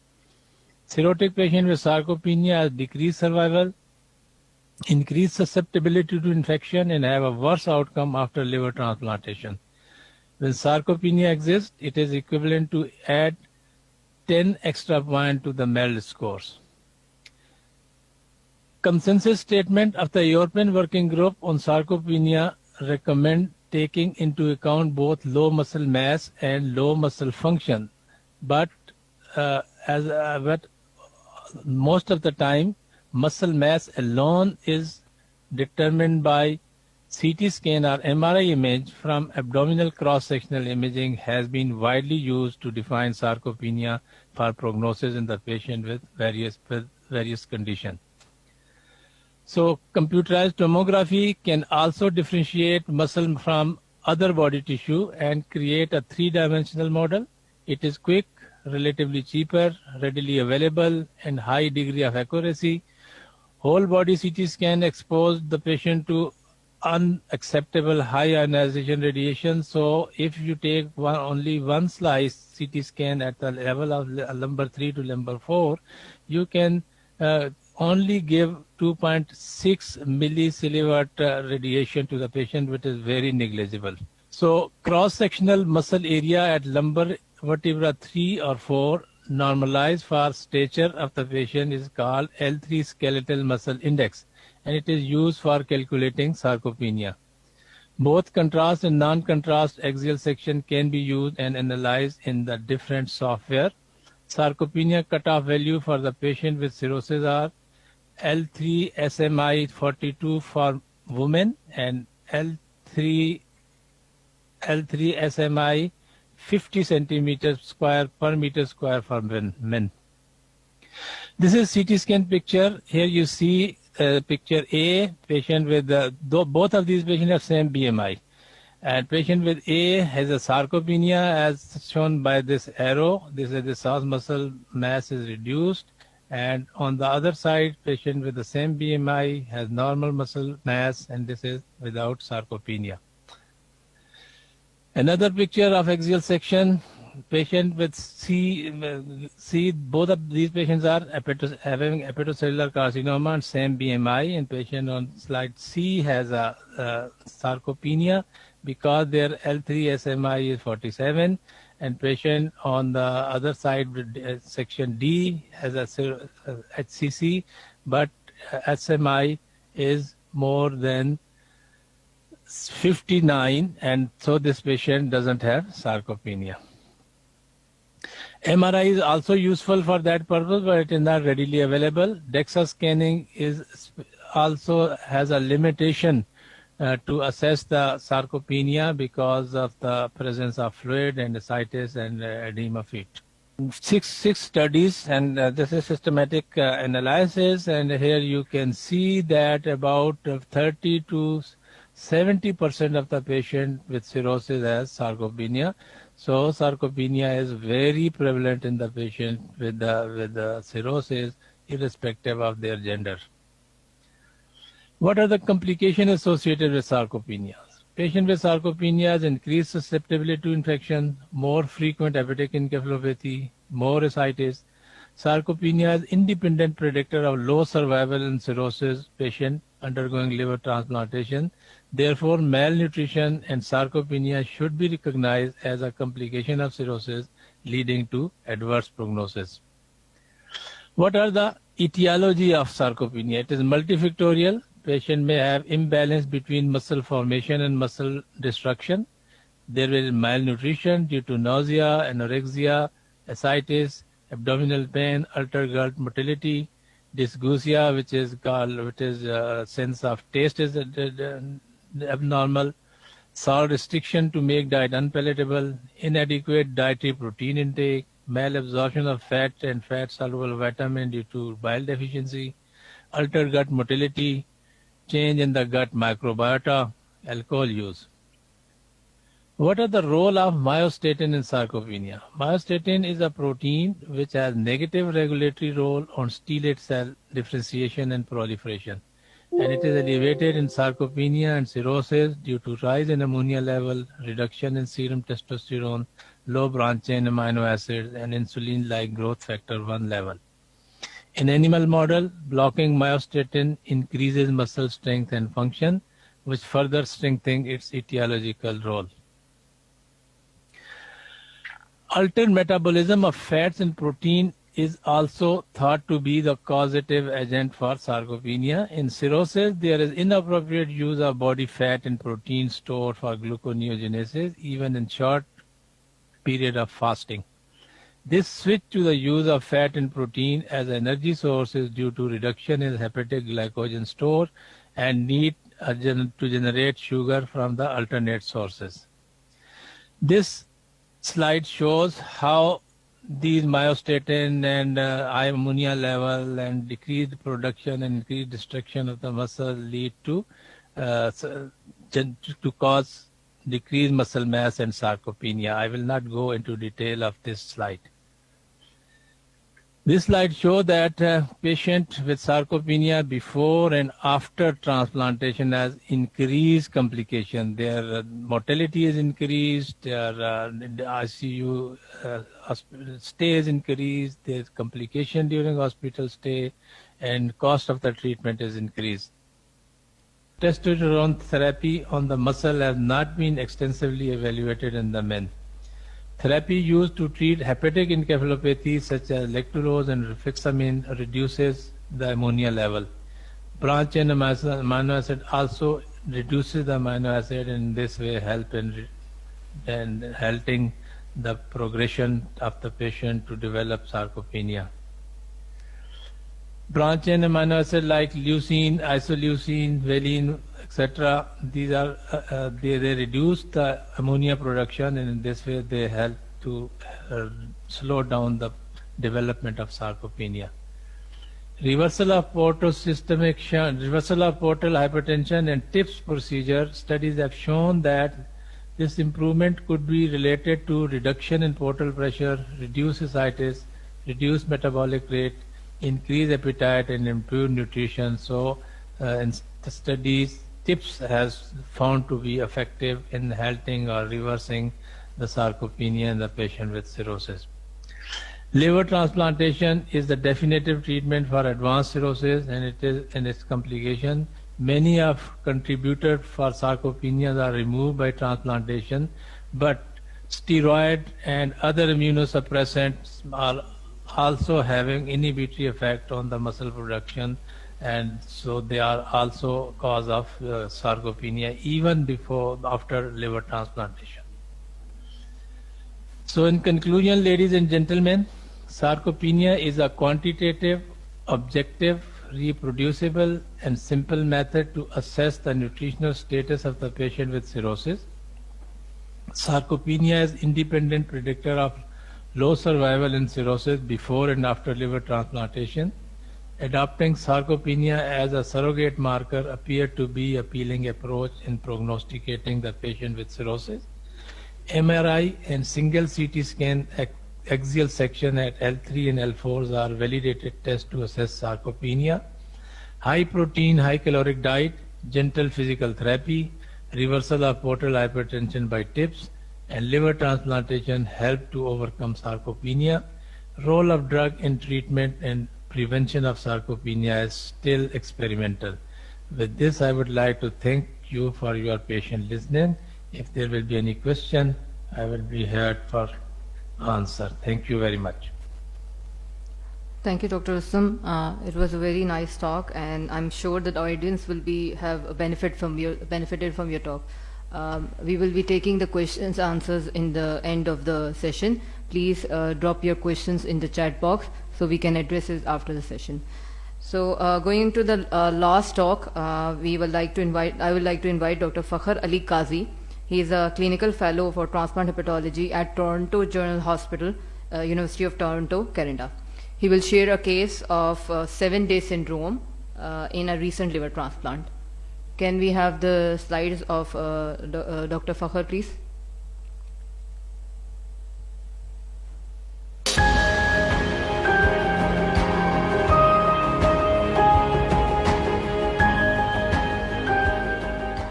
Thank you for the kind introduction, and I'm grateful to be President and Organizing Committee of 14th Annual Conference of PSSLD for inviting me to present this interesting case.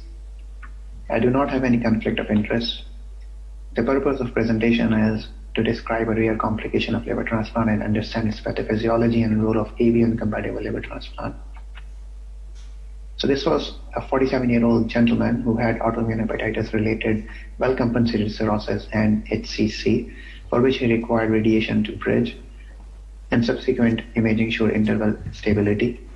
He was listed for liver transplant with MELD exception points and received a deceased donor offer after 9 months of waiting time, and he was transplanted at a sodium MELD score of 18 with exception points of 31. The donor was a 54-year-old male, neurologically determined death. Graft weight was 1.2 kg with graft to recipient weight ratio of 1.7. Cold ischemia time was 5 hours 52 minutes and warm ischemia time was 1 hour 9 minutes. And it was a CMV mismatch. Transplant was straightforward with cable replacement, duct-to-duct biliary and end-to-end vascular anastomosis with ligation of a sphenorenal shunt. Estimated blood loss was 1 liter with transfusion of red cell, FFPs and platelets. He was extubated in OR and sent to the recovery unit and then stayed in HDU. Immunosuppression was induced with methylprednisolone followed by introduction of tacrolimus on post-op day 1. His azathioprine, which he was using for autoimmune hepatitis, was resumed on day 1. Day 1 ultrasound showed vascular patency and normal flow, and he continued to improve with diet and return of normal bowel and bladder function and ambulation and progression with physiotherapy.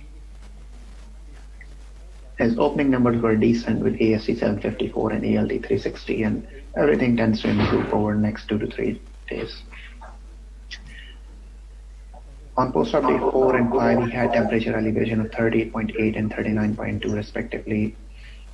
A complete septic scan was negative for any infection. On post-op day 5, a minor elevation of liver enzyme was noted. So what are we dealing with? Is it some sort of rejection as he's under immunosuppressed, or vascular thrombosis or biliary complication? And what should we do? Some sort of imaging, liver biopsy, or just sit tight and increase the immunosuppression? So we did a Doppler ultrasound which showed patent vasculature. So we increased the immunosuppression, and let's see what happens next. Next day, the liver enzymes jumped significantly. So what are we dealing with again? Is it rejection? Less likely, as FK levels are decent now. Ischemia, biliary complication, which is again less likely as the enzyme pattern is not cholestatic. Are we heading towards graft failure or non-functioning of the graft, as rise in the INR is concerning? So what should we do now? Viral serologies, some sort of imaging, biopsy, or increase the immunosuppression. So within a matter of hours, his liver enzyme has jumped significantly with AST more than ALT. All viral serologies and PCR were negative. CT scans showed widely patent vasculature with no obvious liver parenchymal abnormalities. So we did a transtatelar biopsy which showed hepatic venous pressure gradient of 19 to 23. Before reading this, we should look into a normal histology, a bluish shade slide, which is secondary to the nuclei of the hepatocytes, and white spaces, which are the sinusoids, and these are the central veins. In contrast, here the white spaces are actually filled with the red color. So severe sinusoidal congestion and hemorrhage with coagulative geographic necrosis, and there are scattered islands of viable hepatocytes. This is the high power view, and this is a normal histology with showing sheets of hepatocyte with sinusoids intermingling. In our case, all the sinusoids are filled with their blood, so showing severe sinusoidal congestion and coagulative necrosis with almost no inflammation. A viral cytopathic effect on routine H&E stain was not appreciable, and immunohistochemistry for HSV was negative. Within a matter of hours, the enzyme has jumped significantly with AST more than ALT, reaching up to 10,000. He tends to become hypoglycemic with significant rise in INR. An FK level of 30 seems to be false given that his graft is failing and he's not able to excrete the prograft. His lactate went up to 9.7, developed progressive encephalopathy requiring intubation, and hence he was listed for urgent retransplant with status 4F. That means any offer available throughout the country would be directed towards him. A repeat Doppler ultrasound showed complete occlusion of left portal vein with reversal of flow in right and main portal vein and increasing hepatic artery resistive indices, which were consistent with progressive graft necrosis. He deteriorated clinically, requiring inotropic support and hemodialysis. He did not receive any blood group match offer However, we received a good quality local NDD offer which was avian compatible, which we accepted for him. The donor blood group was B and recipient blood group was O. So before telling you what happens next with the patient, I would like to discuss this 7th-day syndrome, which is a pathognomic sequence of presentation with initial normal graft functions, uneventful post-transplant recovery, massive hepatocyte necrosis, rapid graft failure, unclear etiology, and happening approximately 1 week post-transplant, importantly in the absence of infection, thrombosis, and despite adequate immunosuppression. The term 7-day syndrome was first described in 2001. However, early hemorrhagic necrosis has been described as early as in 1980s. There are so far 41 cases of 7-day syndrome reported in the literature. The syndrome is more prevalent in males. No evidence that age, wait time, primary indication, MELD score, type of allograft, or any surgical factor have an impact on its occurrence. A high-grade fluctuating fever often precedes the abrupt rise in liver biochemistry in the absence of any infection. This is likely representing a cytokine response, as could be an early clue for 7-day syndrome as seen in our patient. Renal dysfunction and multi-organ failure are the part of syndrome, but that happens due to physiological insult of acute liver failure. The pathogenesis is not well understood. The postulated underlying factors could be graft ischemia, undefined immune response, and activation of programmed cell death pathway. The outcomes are very dismal, and it's a highly morbid complication with a mortality rate of 80%. Supportive therapy have not shown any survival benefit, and retransplant appears to be the only curative option with 80% 1-year survival. The other highlight of this case is successful application of emergent ABU incompatible liver transplant in the context of fulminant graft failure. Most of the world experience with ABU incompatible liver transplant is from programs in Korea and China, where ABU incompatible liver transplant has been used to expand the living donor pool in non-emergent settings. In Europe and North America, ABU incompatible liver transplant is reserved as a life-saving procedure for fulminant hepatic failure. The first ABU incompatible liver transplant was done in 1970s by a Starzl group. In 1980s, the survival was poor. In 1991, the first ABU incompatible living donor transplant was done in Japan. In 1998, there was introduction of portal vein infusion therapy, followed by use of anti-thymoglobulin, plasmapheresis, splenectomy, triple immunosuppression. However, the outcomes remains poor. In 2002, the rituximab introduction was landmark, and it significantly improved the graft survival. In ASEAN, it comprises of around 25% of adult living donor liver transplant. The goals of the treatment are reduction of anti-AB antibody titer, attenuation of local inflammation, suppression of B-cell activity, prevention of thrombotic vascular complication, and antibody-mediated rejection.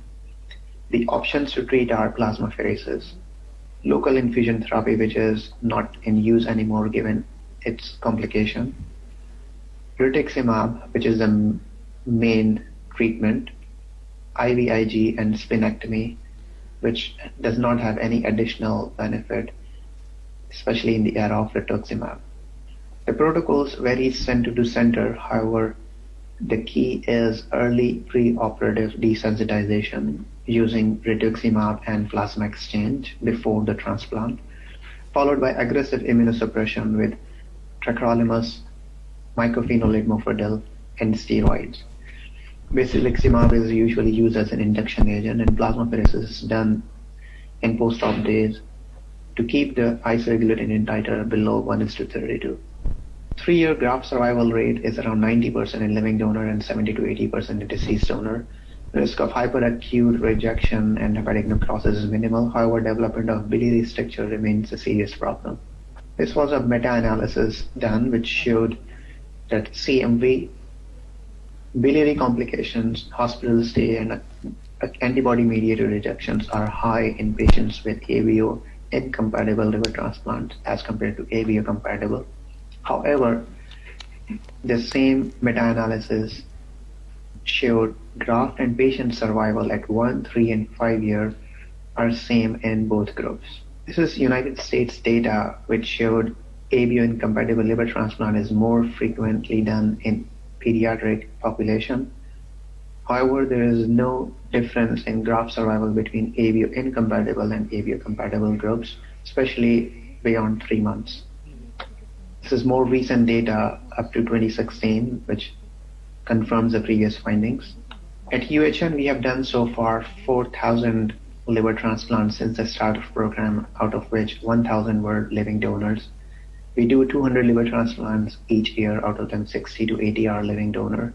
And we have done 4 ABO incompatible liver transplants so far. The first one was 54 male in 1999 for hepatitis B related fulminant hepatic failure. He only had an acute rejection 1 month post-transplant, which was managed adequately. He is 75 years old now with a graft age of 21 years without any further episode of rejection or graft-related issues. The second one was in June 2015, again for HBV-related fulminant hepatic failure. Patient's age is 70 years now and the graft age is 5 years without any complication. The third one was a 42 female done in 2015 for fulminant hepatic failure. She had complicated hospital course, biliary strictures, and she died with a graft and patient survival of 8 months only. So how we manage this particular patient? Baseline NTB titer were 64 and 128. He received full session of plasmapheresis overnight between post-op days 7 and 8. Due to increasing hemodynamic instability, he was taken to the OR early. The failing graft appeared grossly necrotic. We devascularized the graft and there was immediate improvement in the hemodynamics. A second full session of plasmapheresis was done in OR, and then a graft hepatectomy was performed, followed by liver transplant with duct-to-duct anastomosis. A splenectomy was performed along with that. The induction therapy was thymoglobulin and methylprednisolone, and he received plasmapheresis and IVIG for 10 days, 5 sessions of each. NTB titer reduced to 2 and 16 on post-op day 0 and 1 and 4 on post-op day 21. Surveillance liver biopsies was negative and did not show any significant histological abnormalities. And histological examination of failed graft showed the findings which we discussed earlier. So this was a trend in the laboratory pattern with nice settling of INR, bilirubin, and liver enzymes after the transplant. We introduced CellSet on post-op day 10 and kept the prograft level around 12 to 14, and enzymes all settled. He received IV heparin as per protocol post-splenectomy, which was transitioned to aspirin. He developed hypertension, delirium, and pneumonia during the hospital stay, which were managed medically. He stayed for 40 days in the hospital, and currently at 1 year post-transplant, he is doing well with no evidence of rejection and normal graft functions. So 7-day syndrome is a rare entity characterized by sudden graft hepatocyte necrosis, unclear etiology leading to acute graft failure, and we need to urgently act upon such situation. Fortunately, certain mortality was avoided with the successful application of emergent ABO incompatible liver transplant. So what is the future of ABO incompatible liver transplant? Application in deceased donor setting, can it be justified for non-urgent situations? Currently, we only do it for sickest patient and cannot cross the blood group barrier. And should we be doing ABO incompatible more in living donor, especially in Pakistan where donor needs to be blood relative? Especially the results are promising from Japan and Korea. With that, I will conclude my case and I'm happy to take any questions. Thank you, Dr. Fakhar. It was quite an interesting case. And you're quite right that although in Pakistan till now we have not any documented ABO blood incompatibility transplantation, but it is quite interesting that considering the decreased donor pool, we should consider this as an opportunity to increase the liver transplant facility in Pakistan. So Question discussion. okay, to start with, we have like number of questions from the audience, and Introduce your chairs.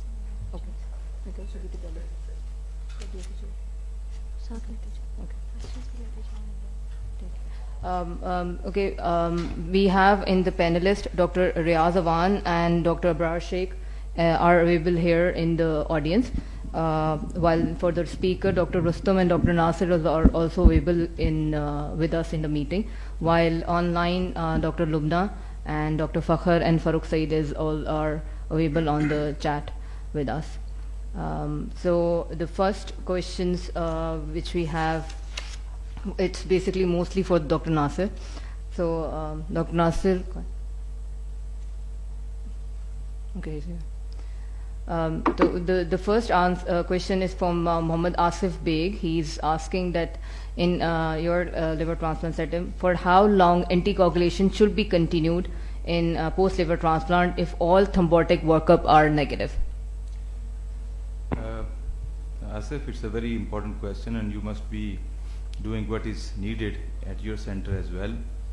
There are lots of things to consider in this regard.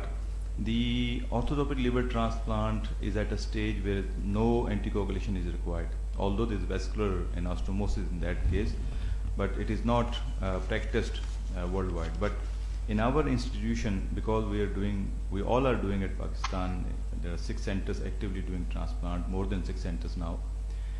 So what is considered is prior cause for liver transplant, like the Budd-Chiari syndrome, any episode of vascular thrombosis, especially to mention is hepatic artery thrombosis. Later on we do see portal vein thrombosis in patients, and living related transplant itself requires anticoagulation, and we at our institution do it for 6 months, but again it is lifelong for somebody who in a recipient we see hepatic artery thrombosis, and later on we can decrease the time of this anticoagulation according to the patient individual decisions, but this is what we do across the board.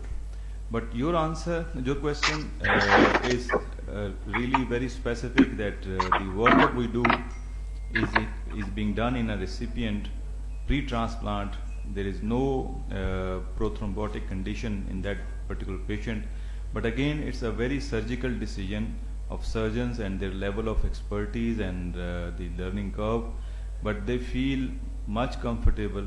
They are much comfortable in starting some type of agent for some time to really take care of that inadvertent complication, but it's there as a reality we do see very often in these patients. Sir, another question for you is that what is the frequency of herpes zoster post liver transplant? Why every patient receive prophylaxis if frequency is very low? Yeah, it's a very important question. In adult, we see very rarely that somebody is negative for VZV. It is not really recommended in adults, but the case I presented is a child who was negative and was not vaccinated pre-transplant. But again, it is the second most common infection post-transplant viral infection after CMV, which we see. And classically, when we teach transplant hepatology, we give a figure of 29%. It's a very consistent. It's a European data, but again, it is quite common. And the problem is more of herpes zoster, which is 11% up to 4 years. And it's a bad infection to have. There's a lot of neurological symptoms, pain associated with it, and the prophylaxis is the vaccination, which should be done prior to transplant. Sir, another question addressed by Dr. Muhammad Saleh.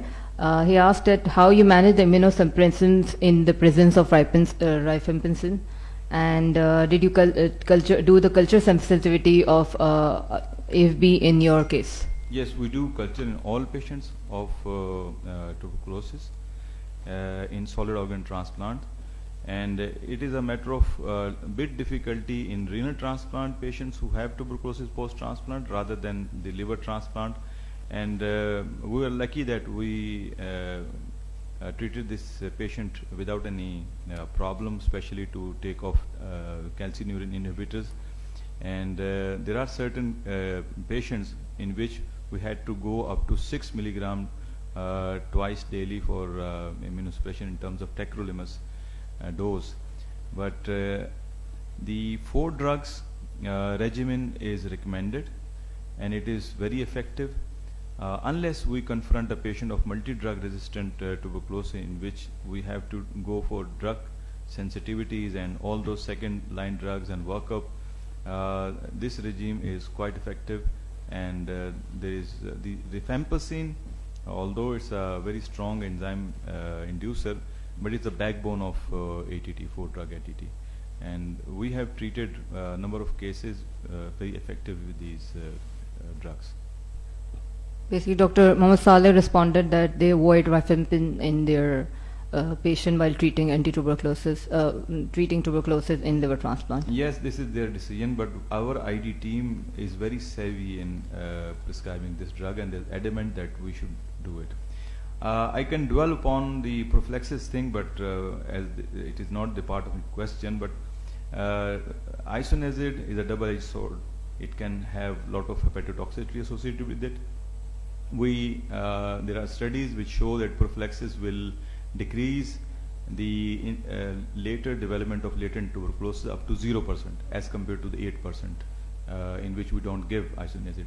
But again, although the tuberculosis is quite common in our scenario, but we tend to do whatever is possible in pre-transplant settings as a workup to at least identify those high-risk patients.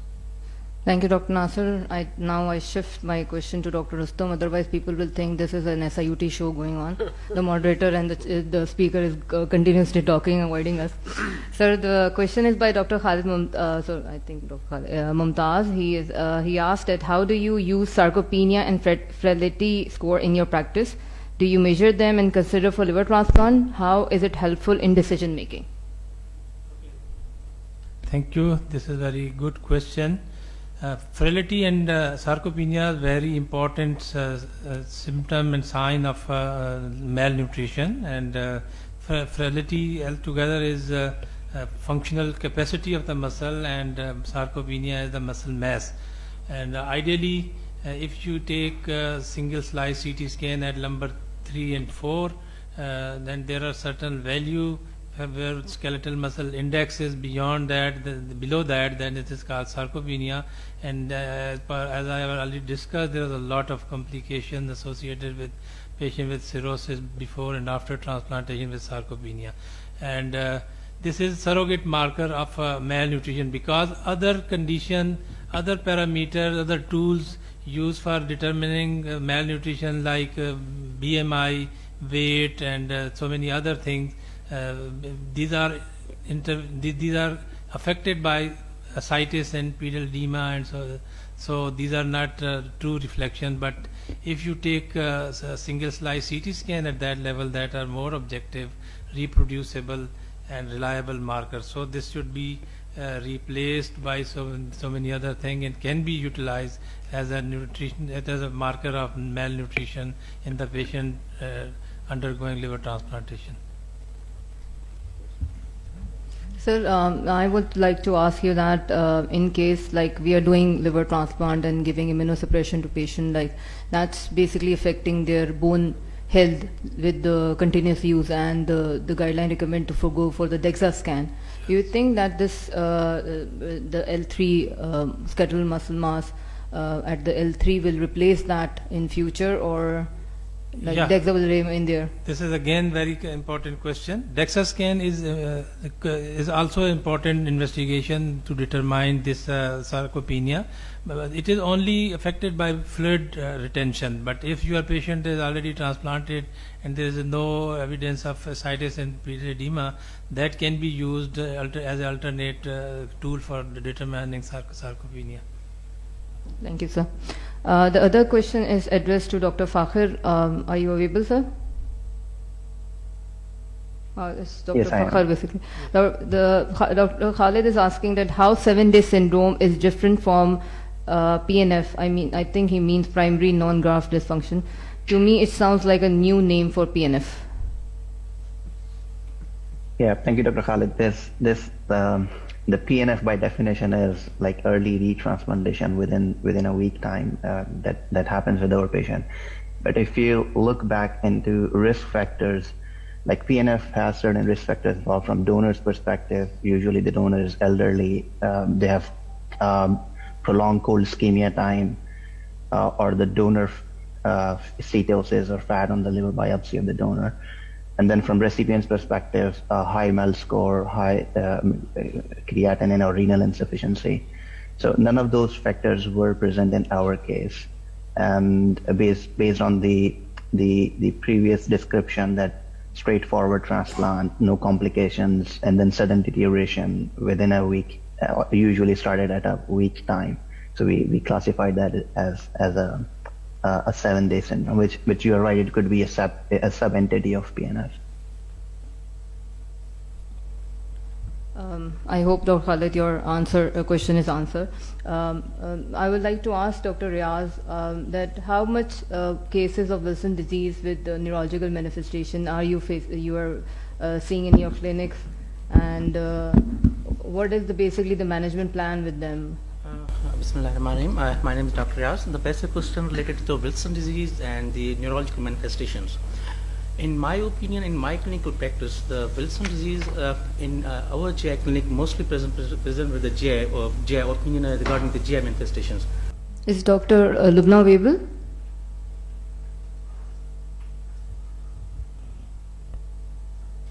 Dr. Lubna? Okay. Let's ask Dr. Abrar. There was a question in the chat box that asked what we'll do if the mother is having esophageal varices. I'm sorry, are you asking in a pregnancy setting? Yes, the topic for Dr. Lubna was on the viral hepatology in viral hepatitis in pregnancy. Yes. So the question was like, if the patient have esophageal varices, what should be the management plan? Well, as said by Dr. Lubna, there's the increased blood volume, plasma volume in the second and the third trimester. The ideal period do the pergentoscopy, but the rule of the varices is the second trimester. But usually in the GI clinic, we prefer to perform the GI endoscopy to rule out the varices in the third trimester. Dr. Lubna just messaged that she is available. Madam, did you get the question?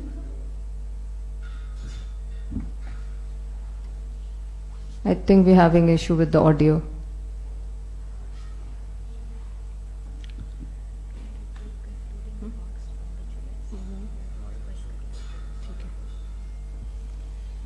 Okay, I think there is a issue, the technical issue, and although our esteemed chair has given the answer, so we'd like to ask for you for the conclusion remarks, so we can go about the quiz of the session, and later we can see the excited faces of the next quiz competition also.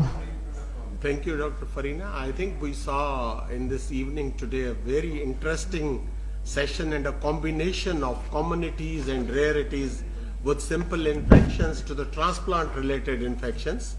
The first one was by Dr. Nasir. He just has shown us a beautiful combination of viral and then chicken pox and then tuberculosis and then fungal infections surfacing up, and I'm sure they must have been excluded before transplant, but they do come up with the immunosuppression all of a sudden. And then the Wilson's with Dr. Shahid Rasool with the neurological manifestations. As he said, it was a 15-year-old aggressive boy. And then, as he said, 1 in 7,000 to 1 in 30,000. We can't call it a very rare thing. Dr. Lubna's lecture was really very beautiful, very common, which we see in our everyday practice. Primary care physicians, even or not practicing, when they see a pregnant lady with 24 weeks pregnancy and hepatitis B, they don't check the DNA levels. They don't check, they don't give the antivirals in that stage. So that creates a calamity and very high percentage of childhood cirrhosis. Hepatitis C has very many misconceptions. The physicians don't ask before starting the DAAs whether the lady, the childbearing lady, is pregnant or not. And it's a common thing. We don't ask, maybe because of the cultural taboos, maybe the lady hesitates to tell us and thinks commonly this is not related to this male doctors asking questions about hepatitis. whether I am pregnant or not. So that creates calamities and problems. And with NAFLD, what we say now, MAPLD, Dr. Farrukh was very interesting with a lean NAFLD. We are seeing those cases. He said it's diet, exercise, good prognosis, common in Asians. We all agree with that.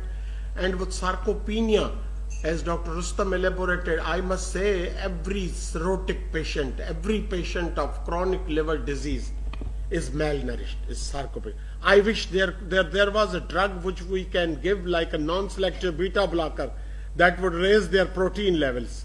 Such a huge amount of cultural taboos in their brain, which will never go away, whether they come to you or to me from Kashmir to Karachi. They don't trust the word. They may trust the drug that you give. But once you tell them, for God's sake, eat everything, they will go back and say, no butter, no oil, no salt, no meat. It has to be uncooked, water-boiled vegetables without any chilies and the thing. That's a catastrophe in this world.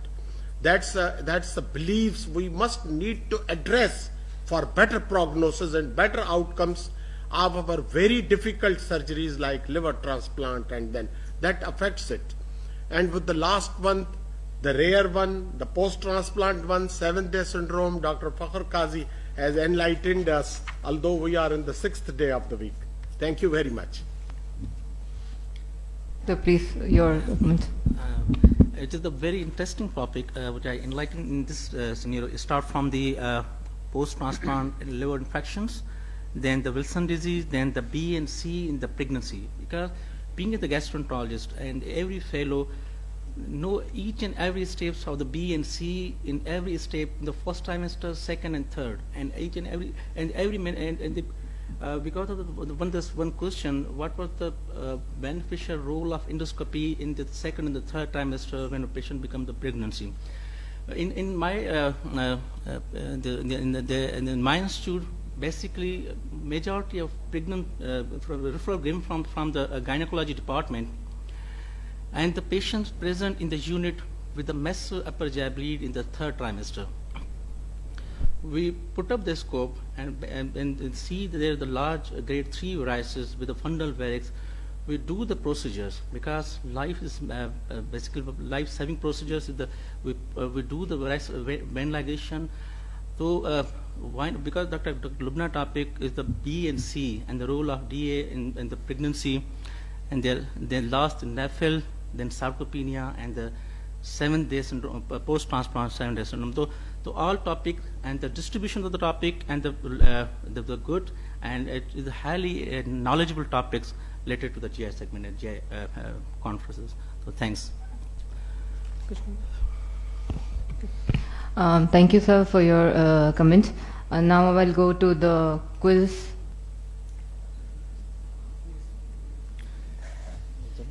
Okay, so please answer in your.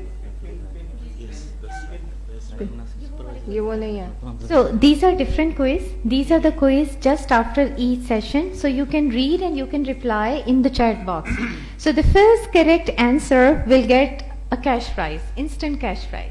Okay, actually people have started answering. The question is, a post-liver transplant patient diagnosed with pulmonary tuberculosis. His chest X-ray shows cavitation left upper lobe. What will be the duration of continuation phase of ATT?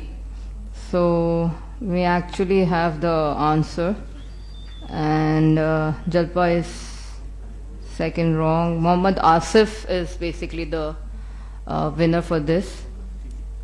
Okay. And congratulations, Mohammad Asif. You won a prize. We'll be back to you with prize.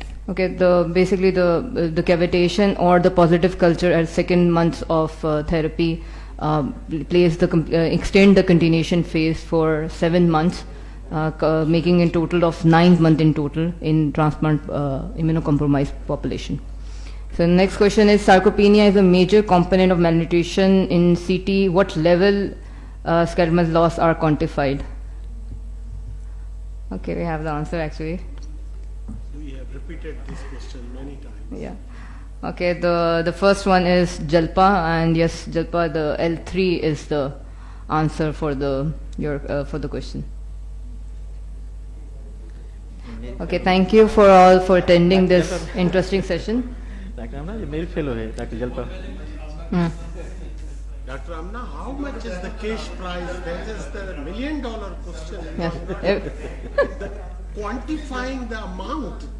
Sir, this is a Pakistani quiz. We will tell you you get the cash prize, but there will be no cash. In rupees. It's in rupees. No. So right now, this is in the bit money. You know bit money.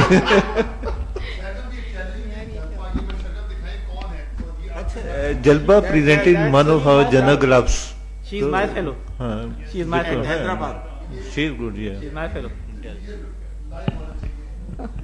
Jalpa, people want to see your face. If she has got a laptop. Okay, thank you all. We will like to conclude here because the quiz competition participants are very excited, and we will like to proceed with the next session. Dr. Amna, and Dr. Amna will take over. thank you very much, Farina. So, okay, so it was like a really very session which was like with heavy talks and all. So let me to take you to a lighter mode. And here you can see so many young faces, energetic, and they are ready to actually compete with each other, ready for testing their knowledge. So here we are with you with PSSLD quiz competition, and we are ready for that. Okay, I think let me to introduce all of the teams. We have 5 teams at the moment, so I can start from the right side. So here is team SIUT. So team SIUT, thank you very much to be over here. First of all, coming over here, making yourself ready to compete is again a big deal. So congratulations, you are over here. So can you please introduce yourself? Assalamu alaikum and good evening everyone. I am Dr. Taha from SIUT. I am Dr. Rani from SIUT. Okay, so then we have team ZMU at Ziauddin Medical University Hospital. Okay, can you please introduce yourself? Dr. Shaukat from Ziauddin Hospital. Dr. Ali Kadir from Ziauddin. Thank you very much. And next is team JPMC. All right, so JPMC, please introduce yourself. Assalamu alaikum everyone. My name is Dr. Hanisha Khemani and I am from JPMC. Assalamu alaikum everyone. I am Dr. Shayan, currently doing residency in JPMC in gastroenterology. Thank you very much. So the next is team AKUH, Khan University Hospital. Please introduce yourself. Good evening. I am Dr. Farrukh Ali from Khan University Hospital. Assalamu alaikum. I am Dr. Wajid Iqbal from Khan University Hospital. Thank you, team AKUH. And the next is team LNH, Liaquat University Hospital. Liaquat National University Hospital. Assalamu alaikum everyone. I am Dr. Abdul Latif from LNH. Assalamu alaikum. I am Dr. Nasir from Lubna. Okay.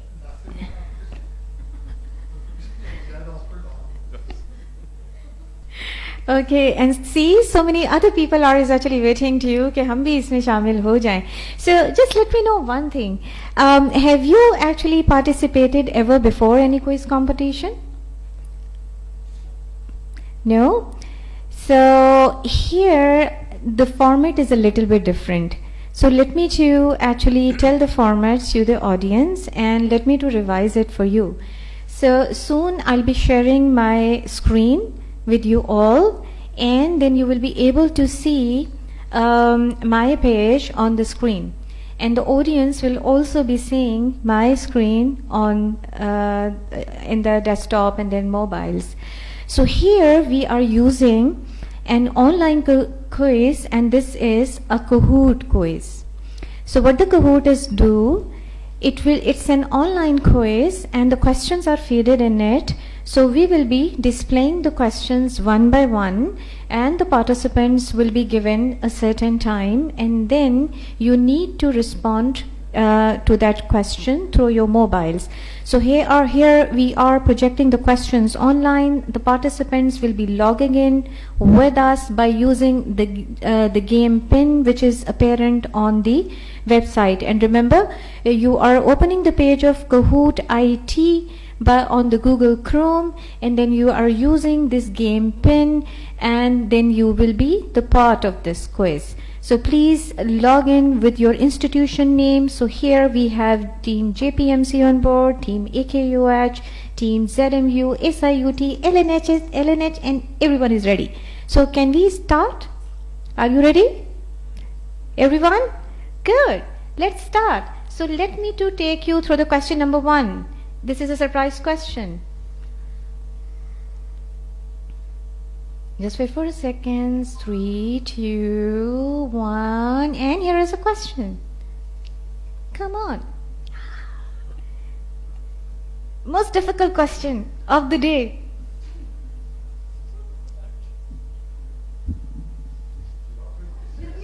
Click it. So click it. Okay, good. Which team it was? Well done. See?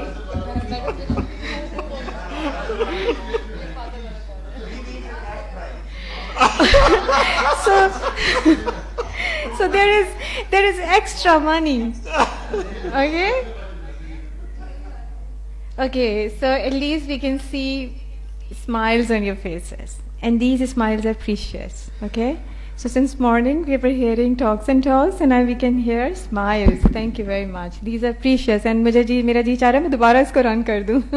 But let's move to the next question. Okay. So here, remember, the Kahoot will not only pick the right answer, but in the shortest time period. So it is going to calculate that how much time you are giving the answer. So right answer in the shortest time period. Okay? So after every question, it will be showing you where you are standing. Don't get influenced by these results. This is just a game. Okay? And that's a fun time. So be ready for the first question. What is the mechanism of action of Velpetsover? Inhibitor, NS5B protease inhibitor, NS5A protease inhibitor, a non-nucleotide reverse transcriptase inhibitor. Okay, so the 5 teams has given the right answer, which is the blue one, which means NS5A protease inhibitor. Good. So now what will happen over here? So this will show the scores of the team which has given the answer in the shortest time period. Team SIUT, Team ZMUH. Now up. Team ZMUH. Good job. Now let's move to the question number 2. Here is the question number 2. Regarding newer therapies for hepatitis delta infection, following is the mechanism of action for lonafanib. Immunomodulator, viral entry inhibitor, inhibition of hep B surface antigen secretion, prenylation inhibitor. So we have gotten good.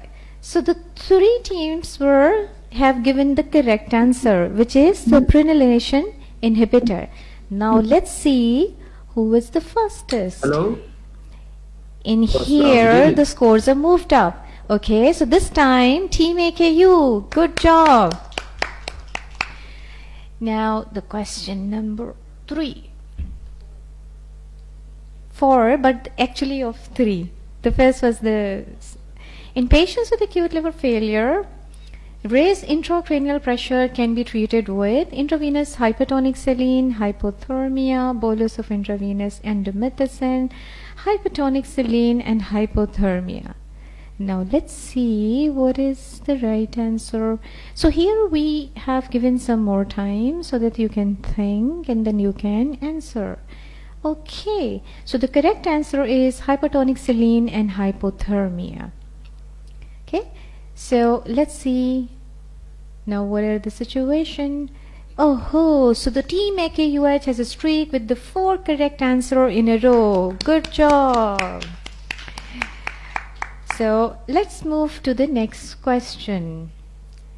Okay, so the next question is a 30-age lady with antisocial personality disorder with RACLT mutation in what genes led to Wilson's disease? A test of knowledge. Okay, we have 4 options over here. The answers were quick this time. Perfect. All of them know which gene is responsible for the Wilson's disease. They have rightly answered, and this is ATP7B genes. And let's see the scoreboard. Team SIUT this time, the 5 correct answer in a row. So this is actually based upon the time. It will be scoring and adding, and will be taking you up and down your position on the scoreboard. So the next question. Among the various types of non-Hodgkin lymphoma, the following is the most commonly associated with hep C infection. Easier one. Diffuse large B lymphoma, follicular lymphoma, anaplastic large cell lymphoma, diffuse mixed cell lymphoma. We have 3 answers right now, 4 answer, and here the 5 answer. Good. So everybody know that the diffuse large B cell lymphoma is quite common. So has anybody among you has dealt and has seen a patient with hepatitis C and lymphoma? Okay, great. So the team SIUT. So what was the presentation of that patient, Taha? Can we have a mic for Taha? Thank you, ma'am. Basically, we have concurrent oncology OPD going on in our setup as well. So a patient there, he presented with some retroperitoneal mass, and he was found to have, he was also having concurrent HCV infection with HCV RNA was detected, and it was thought to be secondary, the lymphoma was thought to be secondary to diffuse large B cell lymphoma, secondary to HCV infection, as he was previously treated and was a non-responder.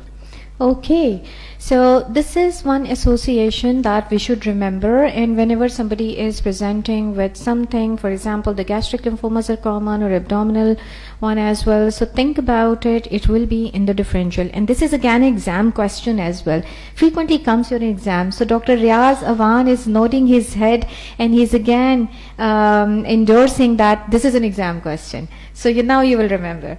Okay, so now let's move to the next question. In here, Team SIUT strikes 6 correct answer in a row. Good job.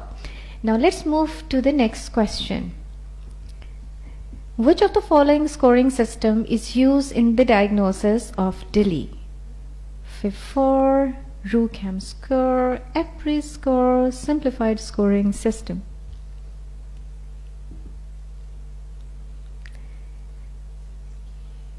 Okay, so here is like the one team give a correct answer, which is RUCAM score.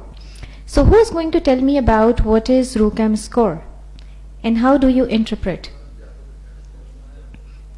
Dr. Rustam कह रहे हैं जिस team ने बताया है वही answer देगा. तो let's see the scoreboard. So this is team AKUH which gave the correct answer. Okay, so Wajid, Dr. Farina कह रही है it was a guess or it was a knowledge? Mike. It was knowledge based, but we are just trying to remember what it comprises of. Okay, just interpretation बता दें. What is the cutoff value we use? I know about the R ratio. Okay. The ratio of ADF depression divided by upper limit of normal and ADN divided ratio of occurrence of potato depression upper limit of normal. Okay. Relating to it is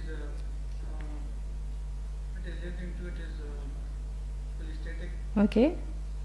So it more than 5 is perfect. So it actually instantly give you some idea about that which type of picture these LFTs are actually giving to you. So this is again an exam question, remember. And what is this FIB4 for? That's a pretty easy. FIB4 is for non-invasive calculator for non-alcoholic fatty liver disease. Okay. So this is I just try to give you some relaxation time so that your adrenaline surgery will be a little bit low. Okay, now next let's move to the next question. Nutmeg liver is seen in DILI, drug-induced liver injury, congestive hepatopathy, non-alcoholic fatty liver disease, and autoimmune liver disease. Perfect. Everybody knows that. Well done. So here now AKUH team strikes 8 correct answer till now, the fastest in a row. Good job team AKUH. Now let's move to the next question. Mechanism of action of Mercurolix B is hepatitis B entry inhibitor, CCC inhibitor, RNA polymerase inhibitor, or a DNA inhibitor? We got the 4 answer. We are waiting for the 5th answer, and then we'll get the result. Okay, so this is hepatitis B entry inhibitor. Okay, so now let's see the scoreboard. Okay, good job. So the team AQH has the highest streak of 9. Good job, well done guys. So we are almost close to the middle of the quiz. Next question. Ultrasound scan shows hepatomegaly, portal vein dilatation with the loss of triphasic hepatic venous flow and ascites. So this is suggestive of what? Budd-Chiari syndrome, post-sinusoidal intrahepatic portal hypertension, pre-sinusoidal intrahepatic portal hypertension, or sinusoidal portal hypertension. Well done. 4 teams have given the correct answer. So this is, I think there is no one has actually, no one. So this yellow is the correct one. Okay, so read it about it. Okay, so here what is important? So you will remember that ultrasound shows hepatomegaly, portal vein dilatation along with the loss of triphasic venous flow and ascites. So here this is post-sinusoidal intrahepatic portal hypertension, the correct answer, but this thing actually the differential could have been like the Budd-Chiari syndrome as well. So next move to the next question. But nobody has actually scored in it. So there was a close tie in Budd-Chiari syndrome and veno-occlusive disease, so nobody has gained the mark in this. So this is the next question. Patient was on immunosuppressant medication after liver transplant. 6 months later showed increased creatinine, potassium, MAP, fasting sugar. What is the culprit drug? So the patient is having perfect tacrolimus. Good. So you know that. Okay. So here we are on the scoreboard. So now we are moving to the next question. So guys, you are doing very well. In a very short time period, you get familiarized with this quick. This is really good. Okay, so the question. Case of ELF with HIV, bilirubin 21, INR 4, factor 5 less than 30% of the normal. Which of the following is correct? Axillary liver transplantation can be done, no liver transplant required, observe, domino liver transplant can be done, factor 5 level does not affect the mortality.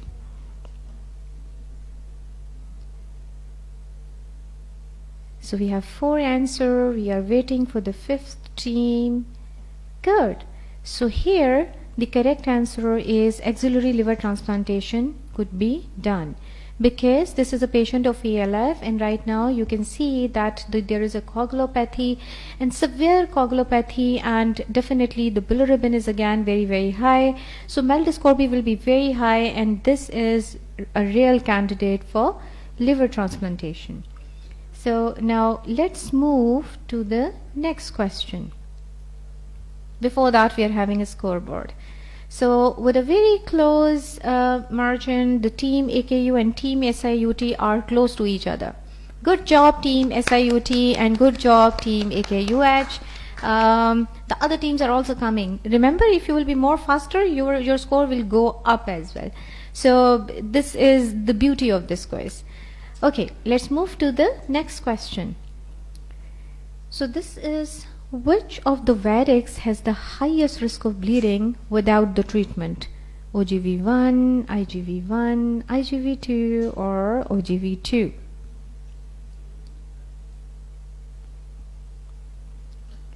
Three answers, 4 answers.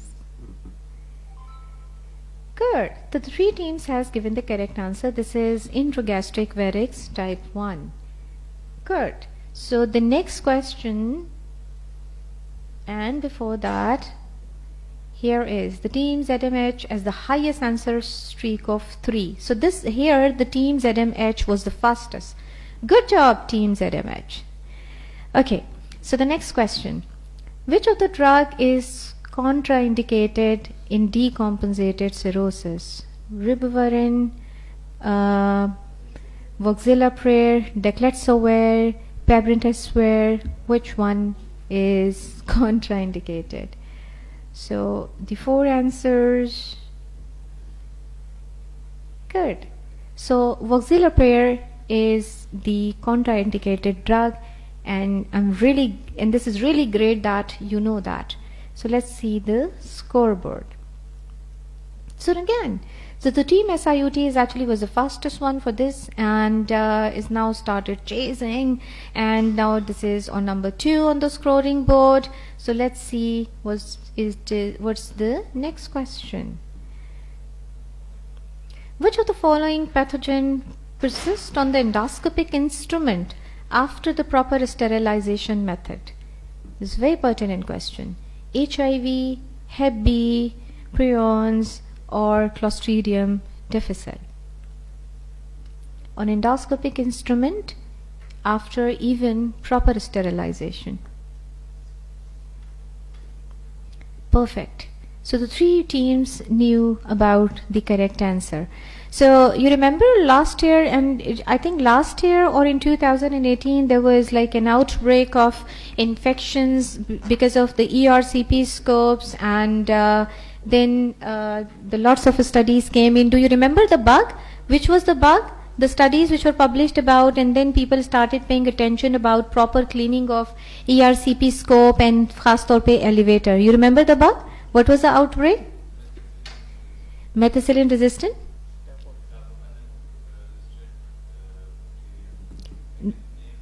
That was E. coli.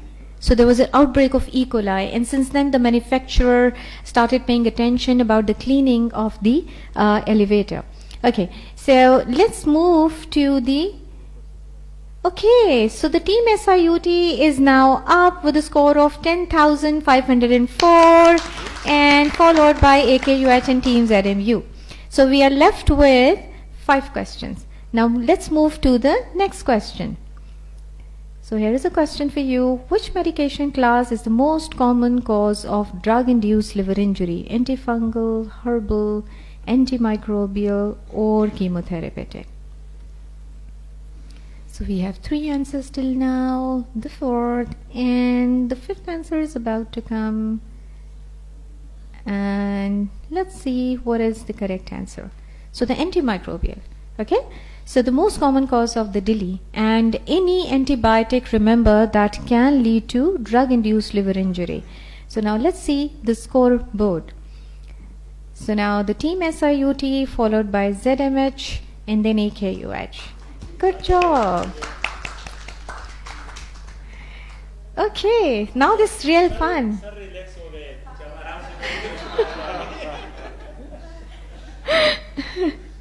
Exactly, it's a good observation. Good.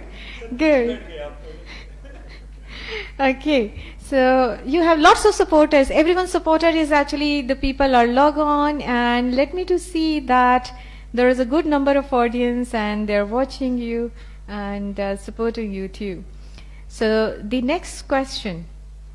Which of the following is not a MELD exception?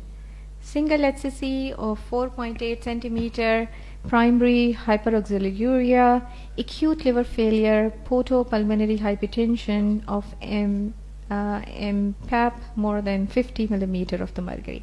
This is slightly difficult question, but I'm sure few of you must know that. Okay, good.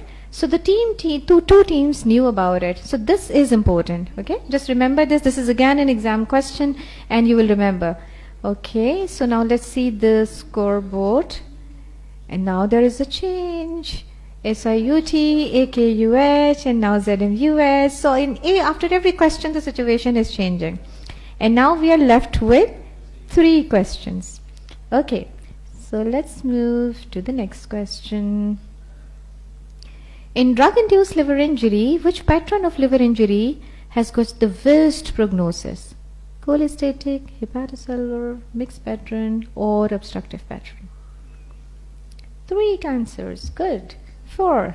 Pretty quick. This time the teams are pretty quick. So we are waiting for the 5th answer. Good. Okay, so the three teams gave a correct answer, which is the cholestatic patron has got the worst prognosis. Okay, now let's move. Now again, the ZMH is up. Good job, guys. Now let's move to the next question. I think that there will be a very close tie in between the team. So 40-year male with history of hepatitis B was found to have multifocal hepatocellular carcinoma, 2 lesions, 2 and 2.5 centimeter, child A. What should be the treatment? Liver transplantation, TACE, TARE, or sorafenib? Good. Everybody gave a correct answer. Good job. Who was the fastest? The score will change based upon that. So the SIUT is up, ZMH, AKUH.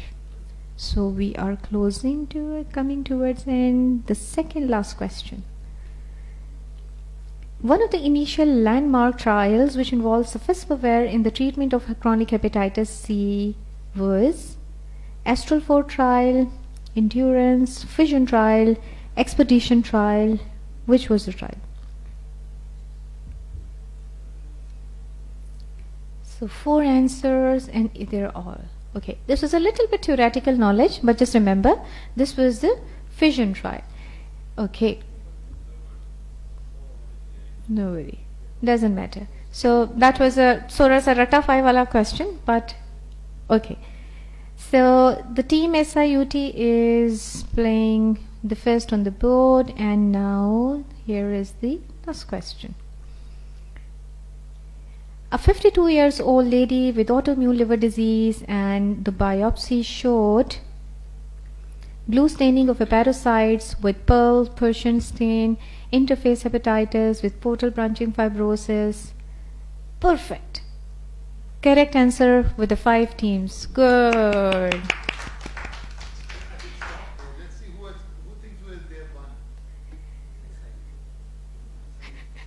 Okay, so Dr. Amir asking, just think about which team has won. So SIUT said SIUT. Before you announce the results, I'm very impressed with your knowledge.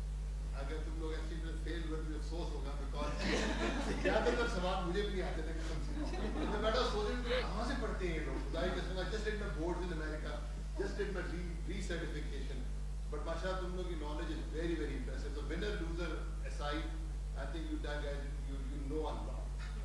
Thank you.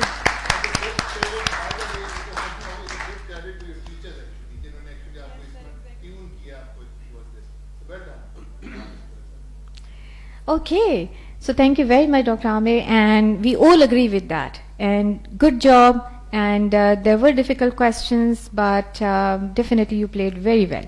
Now let's see the scoreboard. So team number 3, AKUH. Team 2, it's ZMH. And first on the podium is your favorite SIUT. Good job. Okay, so now I can play the music if you can hear. And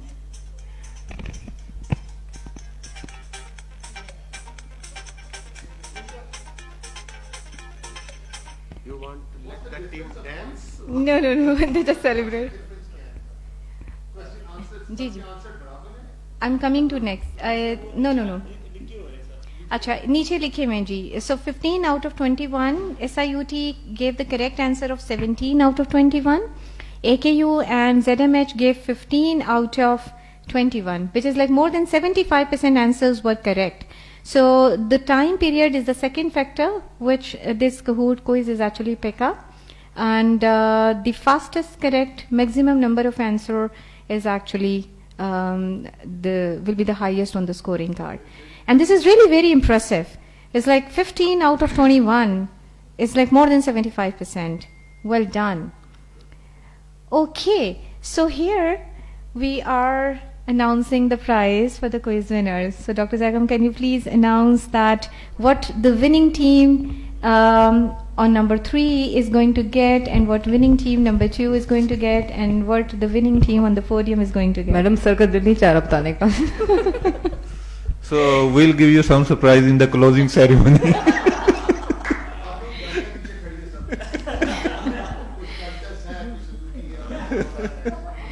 But this is a good amount of money. So we will announce it in the closing ceremony. But every information is actually available on the web page. The team on number 1 is going to get cash prize of, कर दें announce, बता दें? चले, 30,000.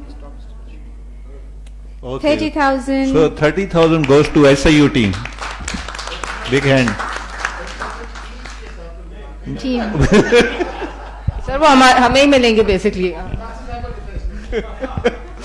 नहीं वो 30,000 SIUT की मिलेगा. इसमें नासिर साहब का कितना शेयर होगा we don't know.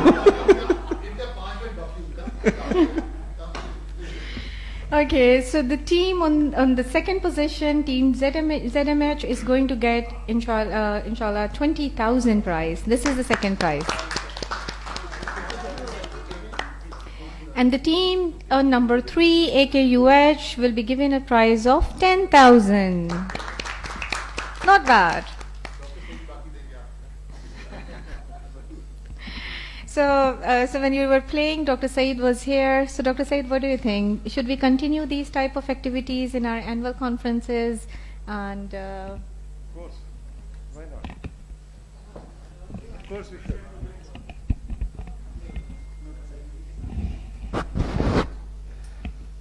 Of course we should. I think I'm sorry I missed the session, but with the claps and everything, it seems like it was a well-received session. So we should continue, of course. okay. So anybody would like to give the comment among the participants? Was it a good exercise? You felt challenged, and then you enjoyed it? So Team AKU, what do you think about this quiz competition? You enjoyed it? Should we continue this thing every year? What do you think? Yeah, we did enjoy that. It was a very good experience overall. Okay. So obviously we would recommend it that it should be done in every conference and PSSLD especially. Thank you. So what Team JPMC think about it? Was it like... Yes, it was very useful, and this basically tell us how much in depth we have to go in our topics, and this is as well as time management equally important, because at times we know the answer, but because of delay in responding we lose the marks. So I think this type of activities should be done regularly in the future as well. And I am very thankful for the PSSLD to basically provide us an opportunity like this, and hopefully this should be continue as well. Good. Team LNH, would you like to suggest something for the next time, or? Yes, madam, it is very interesting. Initially, we are confused to select the correct answer. But after doing 10 questions, we became able to answer the correct question. It is very interesting, and it should be continuing other conferences. I am very thankful to you and other panel of Good. this conference.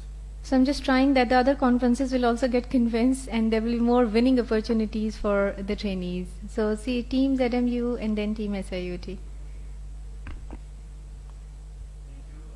Thank you for conducting this quiz. I think it's a great initiative, and just a suggestion, I think it should be conducted on a larger scale, maybe involving different cities like Lahore, and because it's an international meeting, so maybe we can have more teams from different platforms as well. That's it. Thank you.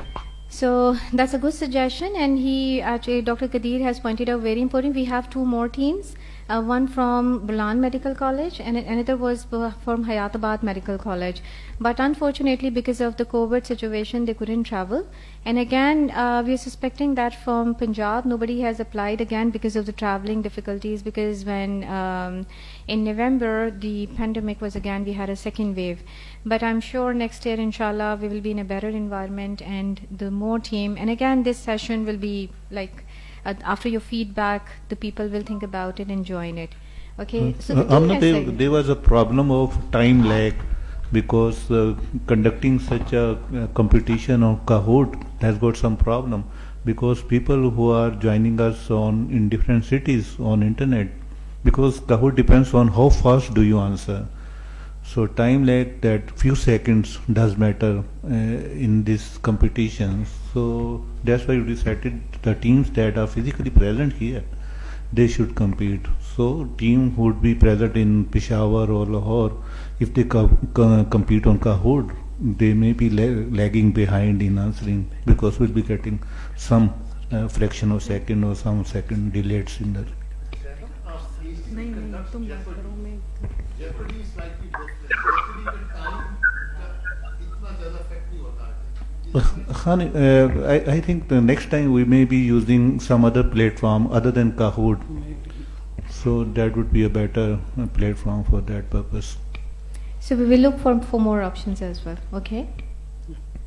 Thank you. I'd like to thank the PSSLD organizers, and because they have given us such a platform to expose our what we have, and then I would also like to thank especially my department and our teachers there, because they work on us day in and day out so that the best product should go out in the market when we become consultants. So we shouldn't lag behind in any sort of, either it's clinical or it's on research based thing.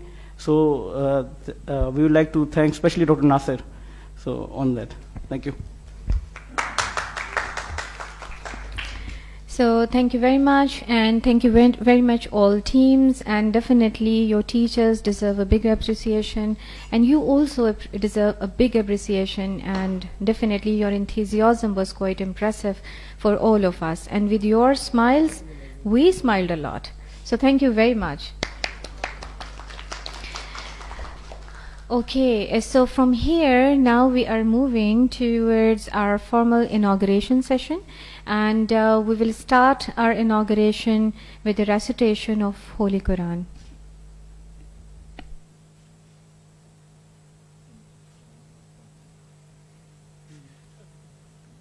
Bismillahir Rahmanir Rahim. والتين والزيتون وطور سينين وهذا البلد الأمين لقد خلقنا الإنسان في أحسن تقويم ثم رددناه أسفل سافلين إلا الذين آمنوا وعملوا الصالحات فلهم أجر غير ممنون فما يكذبك بعد بالدين أليس الله بأحكم الحاكمين.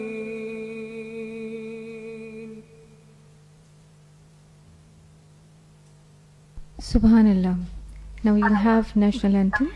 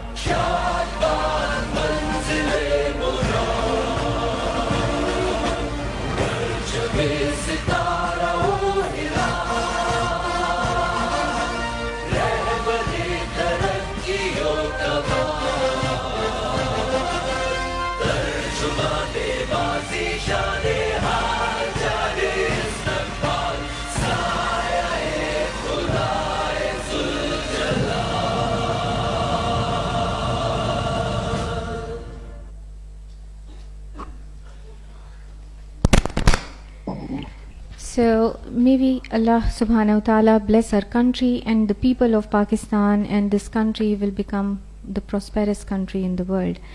So ladies and gentlemen, on behalf of Pakistan Society for the Study of Liver Disease, I would like to welcome you all in this inaugural session of 14th Annual Conference of Pakistan Society for the Study of Liver Disease. So from here, I would like to invite President of PSSLD and the Chair Organizing Committee of the 14th Annual Conference of Pakistan Society for the Study of Liver Disease, Professor Zagam Abbas, to address. And thank you, Amna. So it's my pleasure and privilege to welcome you all on the 14th Annual Conference of Pakistan Society for the Study of Liver Disease. So when we planned for this conference, we thought that we'll be able to have a physical meeting, but then we realized that many of our foreign delegates, because of the COVID restrictions, will not be able to travel to Pakistan. So we thought that we'll be having a hybrid meeting.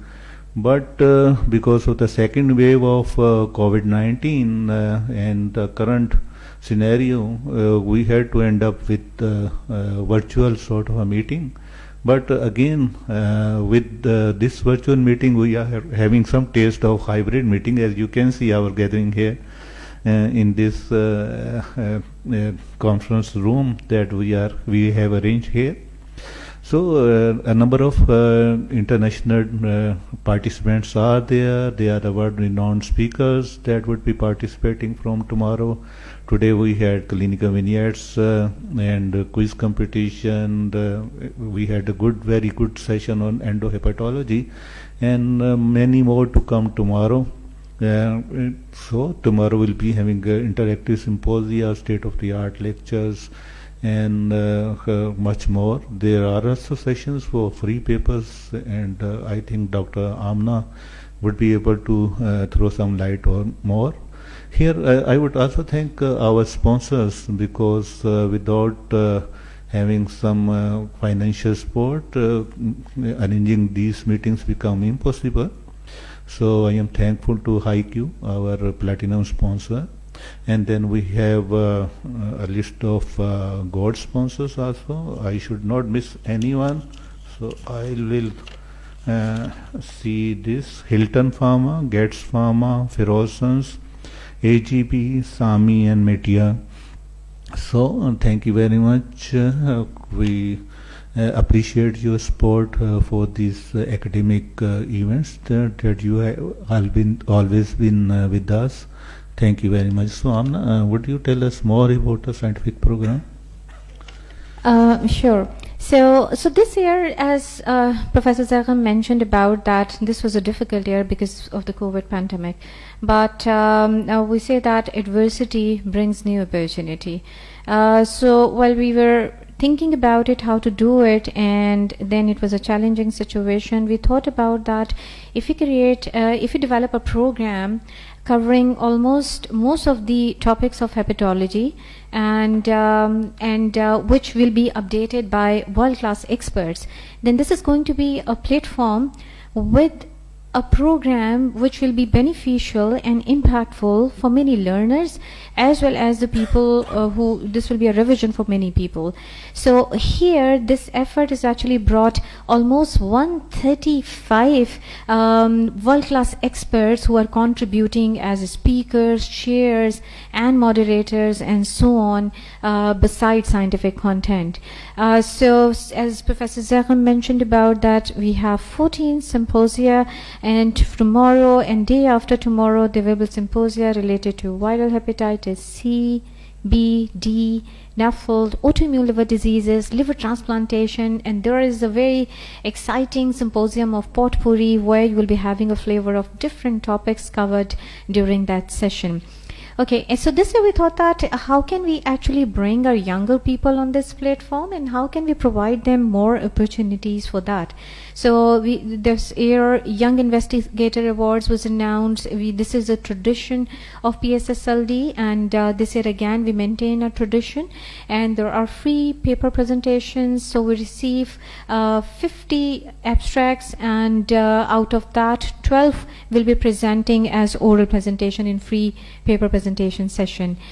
Before that, there is a new forum introduced, which is oral poster presentations, and the 10 young scholars will be presenting their work during that. So support your young colleagues and join tomorrow early morning and attend that.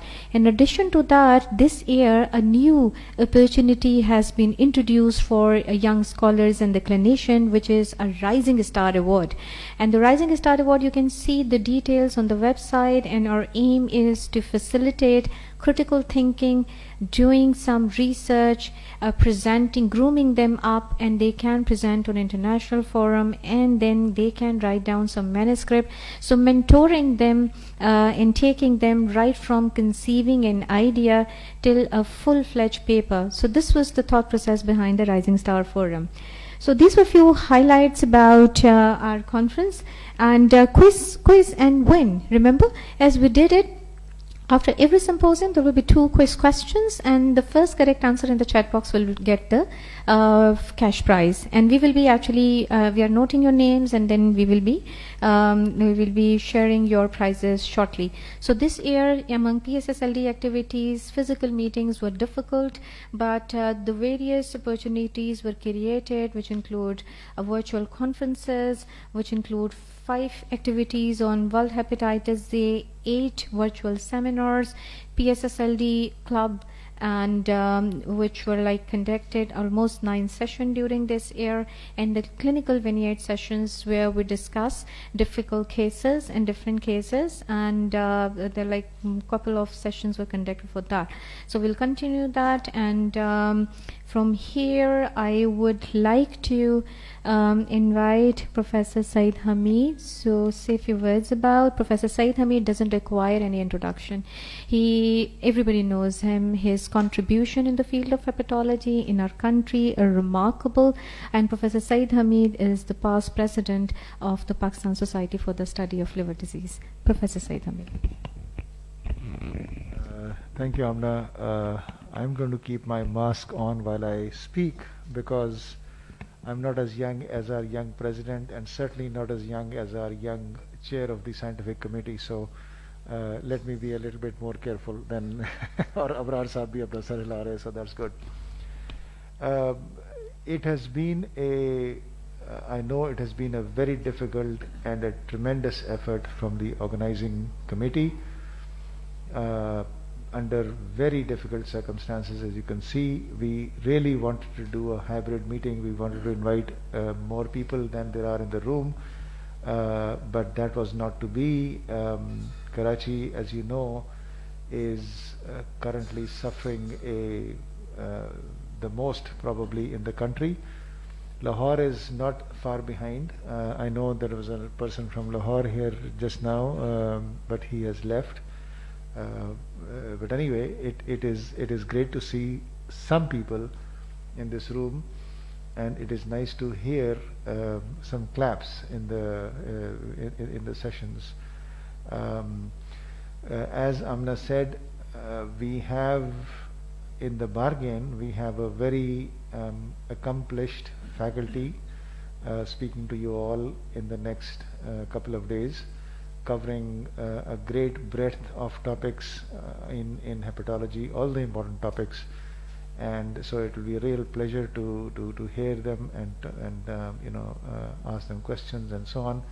So all appreciation to the team, and we hope that the next 2 days go very well in terms of attendances and interactions with question and answers, and I hope that we leave a good amount of time for interactions as much as possible, so that people can really benefit. Thank you very much. Thank you very much, Professor Saeed. So I would like to invite Professor Masood Siddiq. Professor Masood Siddiq, our past president of Pakistan Society for the Study of Liver Disease. Professor Masood Siddiq, can we hear from you, please? Yes, Professor Masood is here. Yes, I can hear. Great.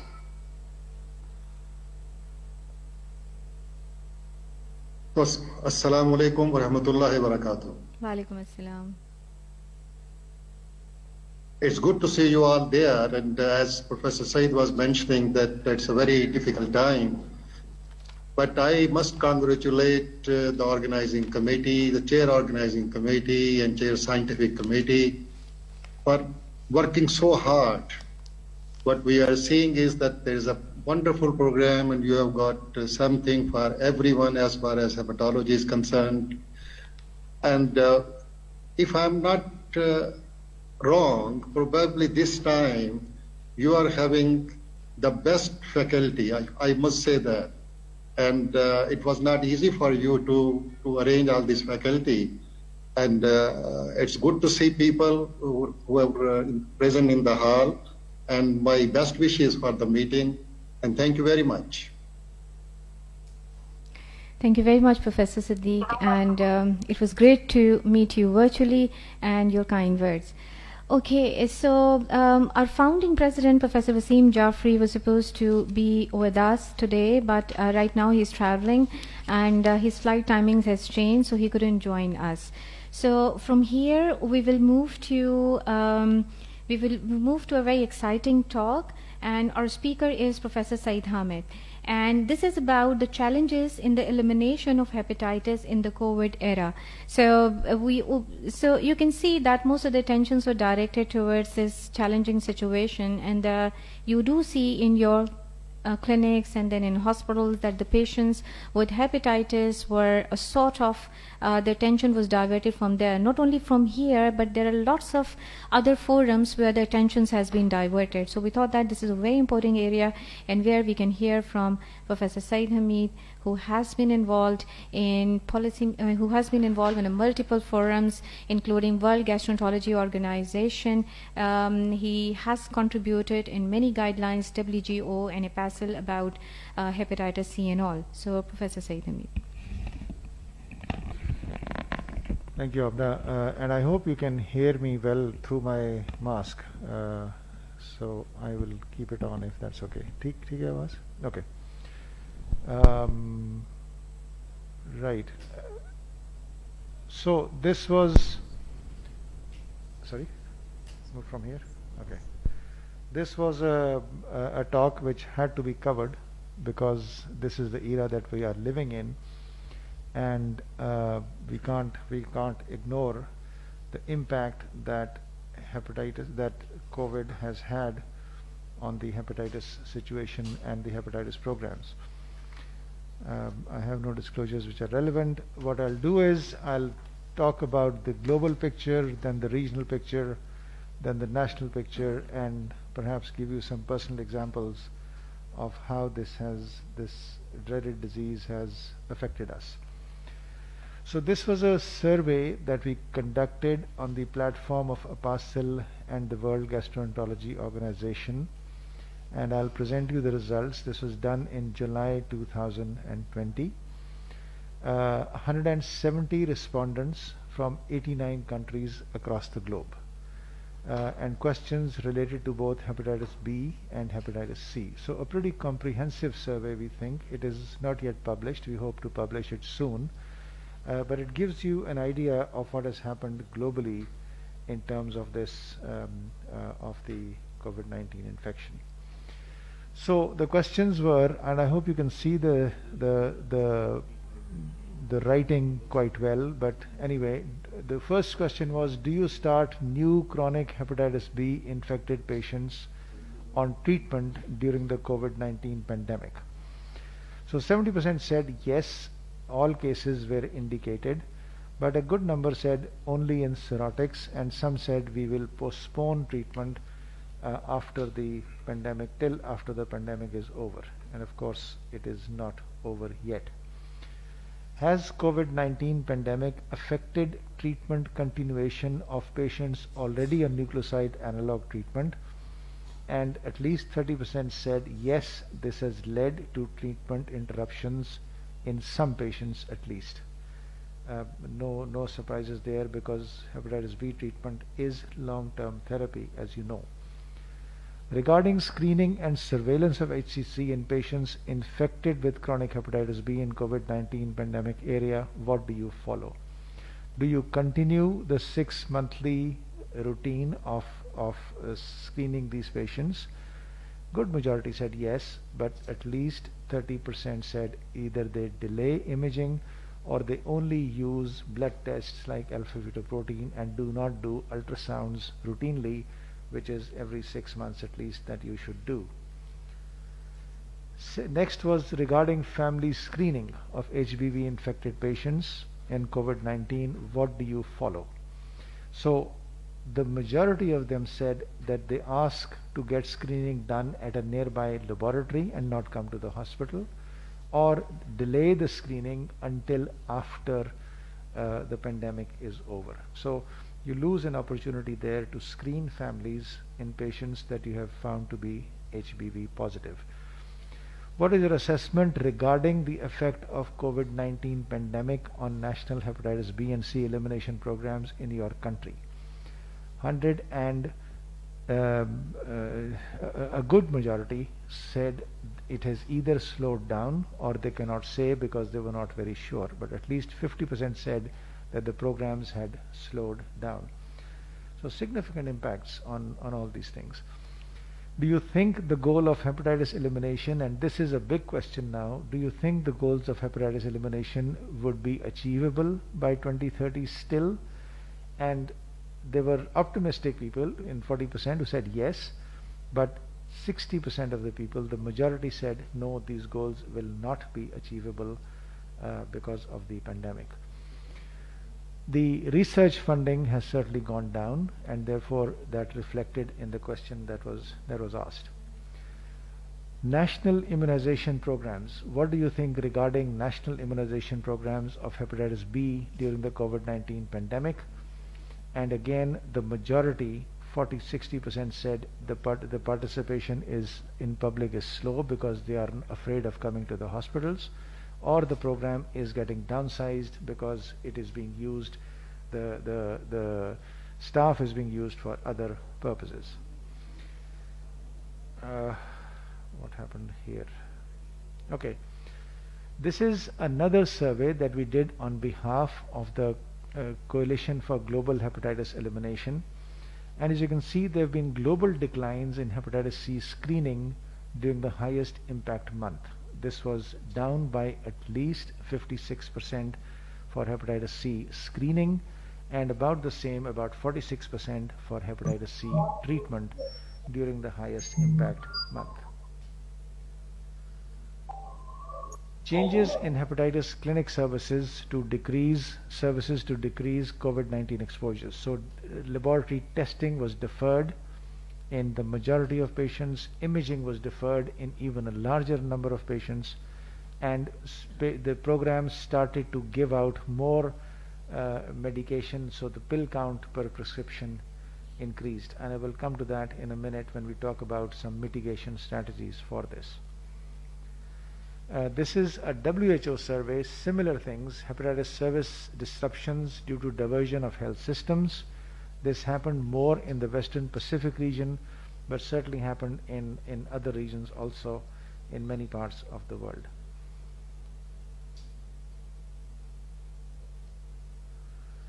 Cancer services particularly were disrupted, and they were disrupted more when the transmission was mainly in the community. As you can see, this is all cancer. This is not just HCC, all cancer, but certainly includes HCC. So these services were clearly disrupted.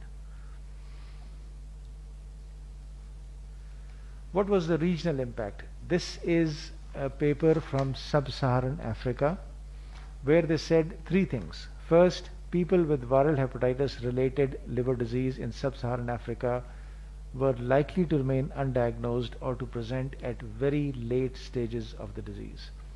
Second, for patients already diagnosed with HBV or HCV, substantial disruptions to ongoing monitoring and treatment were occurring at that stage. Third, there are considerable pressures on the health system that will have direct implications for the core interventions needed for viral hepatitis.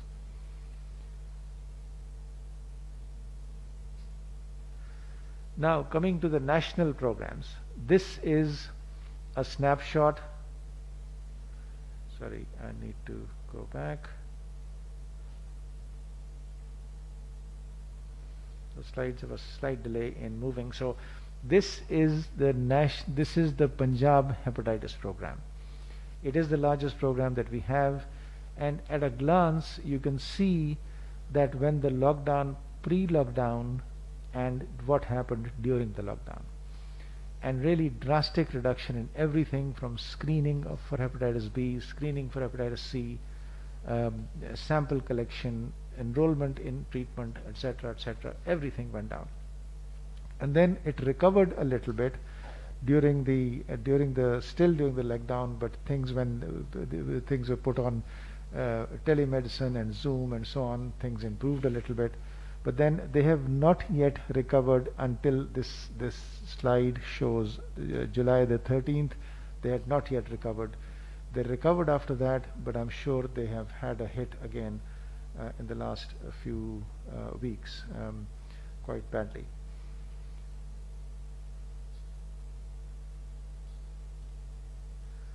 Okay, what has happened to routine immunization in Pakistan during COVID? And this is from the UNICEF Pakistan office. So the first case of COVID-19 was reported in Pakistan in February 2020, as we all know. Full immunization coverage in children declined from 240,000 in January to 190,000 in April, and declined further in the ensuing months.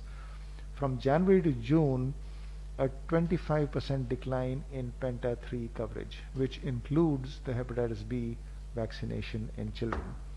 Between March and April 2020, around 700,000 children missed the Penta 3 vaccination. So this is a large number that will need to be caught up sometime in the future, whenever that is possible. Antenatal care services declined from more than 500,000 to about 350,000, which means that more births were happening at home, which means that probably birth dose vaccination was being missed in a large number of these people who were not accessing antenatal care services. Almost 40 million children missed out on their polio drops. So there has been really a dramatic impact on the immunization procedures. And this was mainly due to restrictions on movement, but also because of fear of COVID-19 in bringing their children and themselves to hospital services or even to clinic services. This is the Sindh program, and it just gives you a quick snapshot of what happened in the immunization, the hepatitis B immunization services in Sindh. So look at the February 2020 figure, 16,116 first doses given, as opposed to a low of 1,860 only in May 2020. Increased a little bit in June 2020, but still figures dramatically low compared to what they were initially. This is again the hepatitis Punjab control program. Just one hospital. In January, 2,600 vaccinations. In May, only 21 hepatitis B vaccinations. And in July, 224 vaccinations.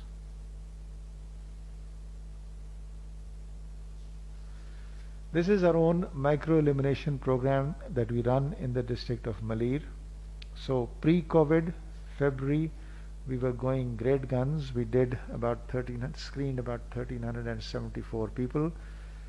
We could not go, so started going down in March. In April, we were 0. In May, we were 0 because there were lockdowns. In April, there were lockdowns. In May, there was still not easy access. We have not yet recovered back to our normal speed so far, and the latest issues have further impacted on this. There have been, however, positive benefits as well, and that is something that we need to take advantage of as we move along.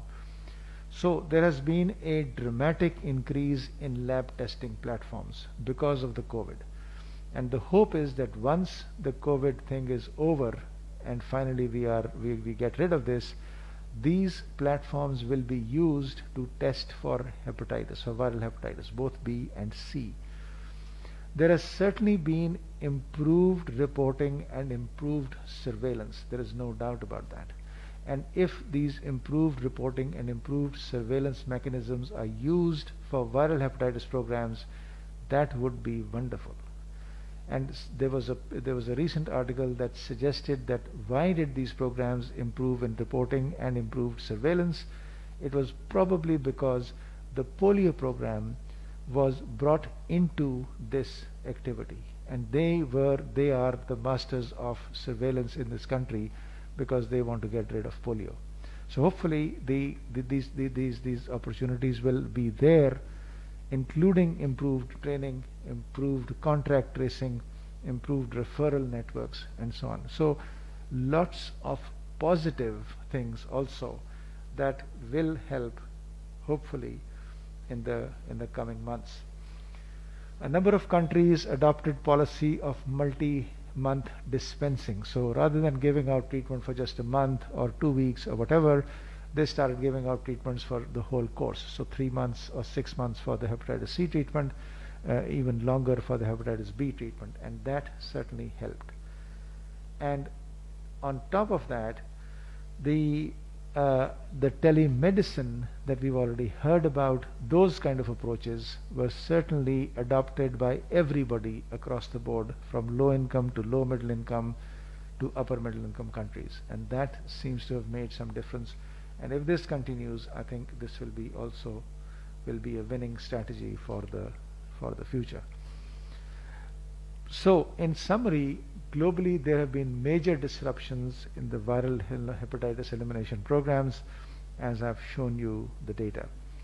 All components of the program have been affected, including screening, diagnosis, treatment, follow-up, and prevention. Vaccination services, the data I've shown you, have been significantly affected. Generally, viral hepatitis elimination programs have taken a back seat during the pandemic. However, some positive aspects emerge, such as increased testing capacity, innovative methods of drug delivery and follow-up, and some enhancement at least of the healthcare systems, such as surveillance capacity, which is extremely important when we move into large hepatitis elimination programs. So this is something that we can leave this on a positive note. Let's hope that we have the mental capability to profit. So they say every cloud has a silver lining, and hopefully this is our silver lining. In addition, I think what the difference that made was to the COVID pandemic, at least in the first wave, was that very organized body called National Command and Control Committee or structure. And if something like that can be developed for the hepatitis C elimination programs, I don't see any reason why we cannot meet the 2030 elimination targets, because this has to be done on a war footing as it was done for COVID-19. So with that, thank you very much for your attention, and hopefully the future will be brighter than it seems right now. Thank you.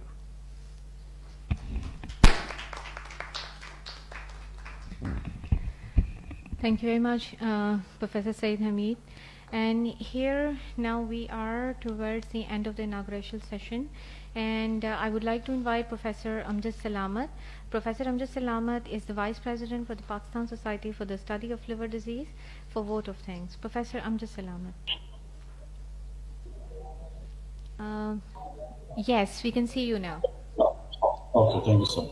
Yeah, I think there was some problem with the net going on previously.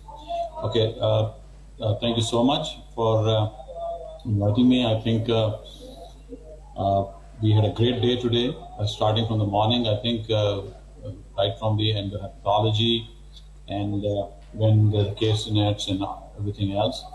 So I must thank the foreign faculty who spared time, and it was a great discussion also during the hepatology, and all our members, of course, are well-known international innovators, and that was great.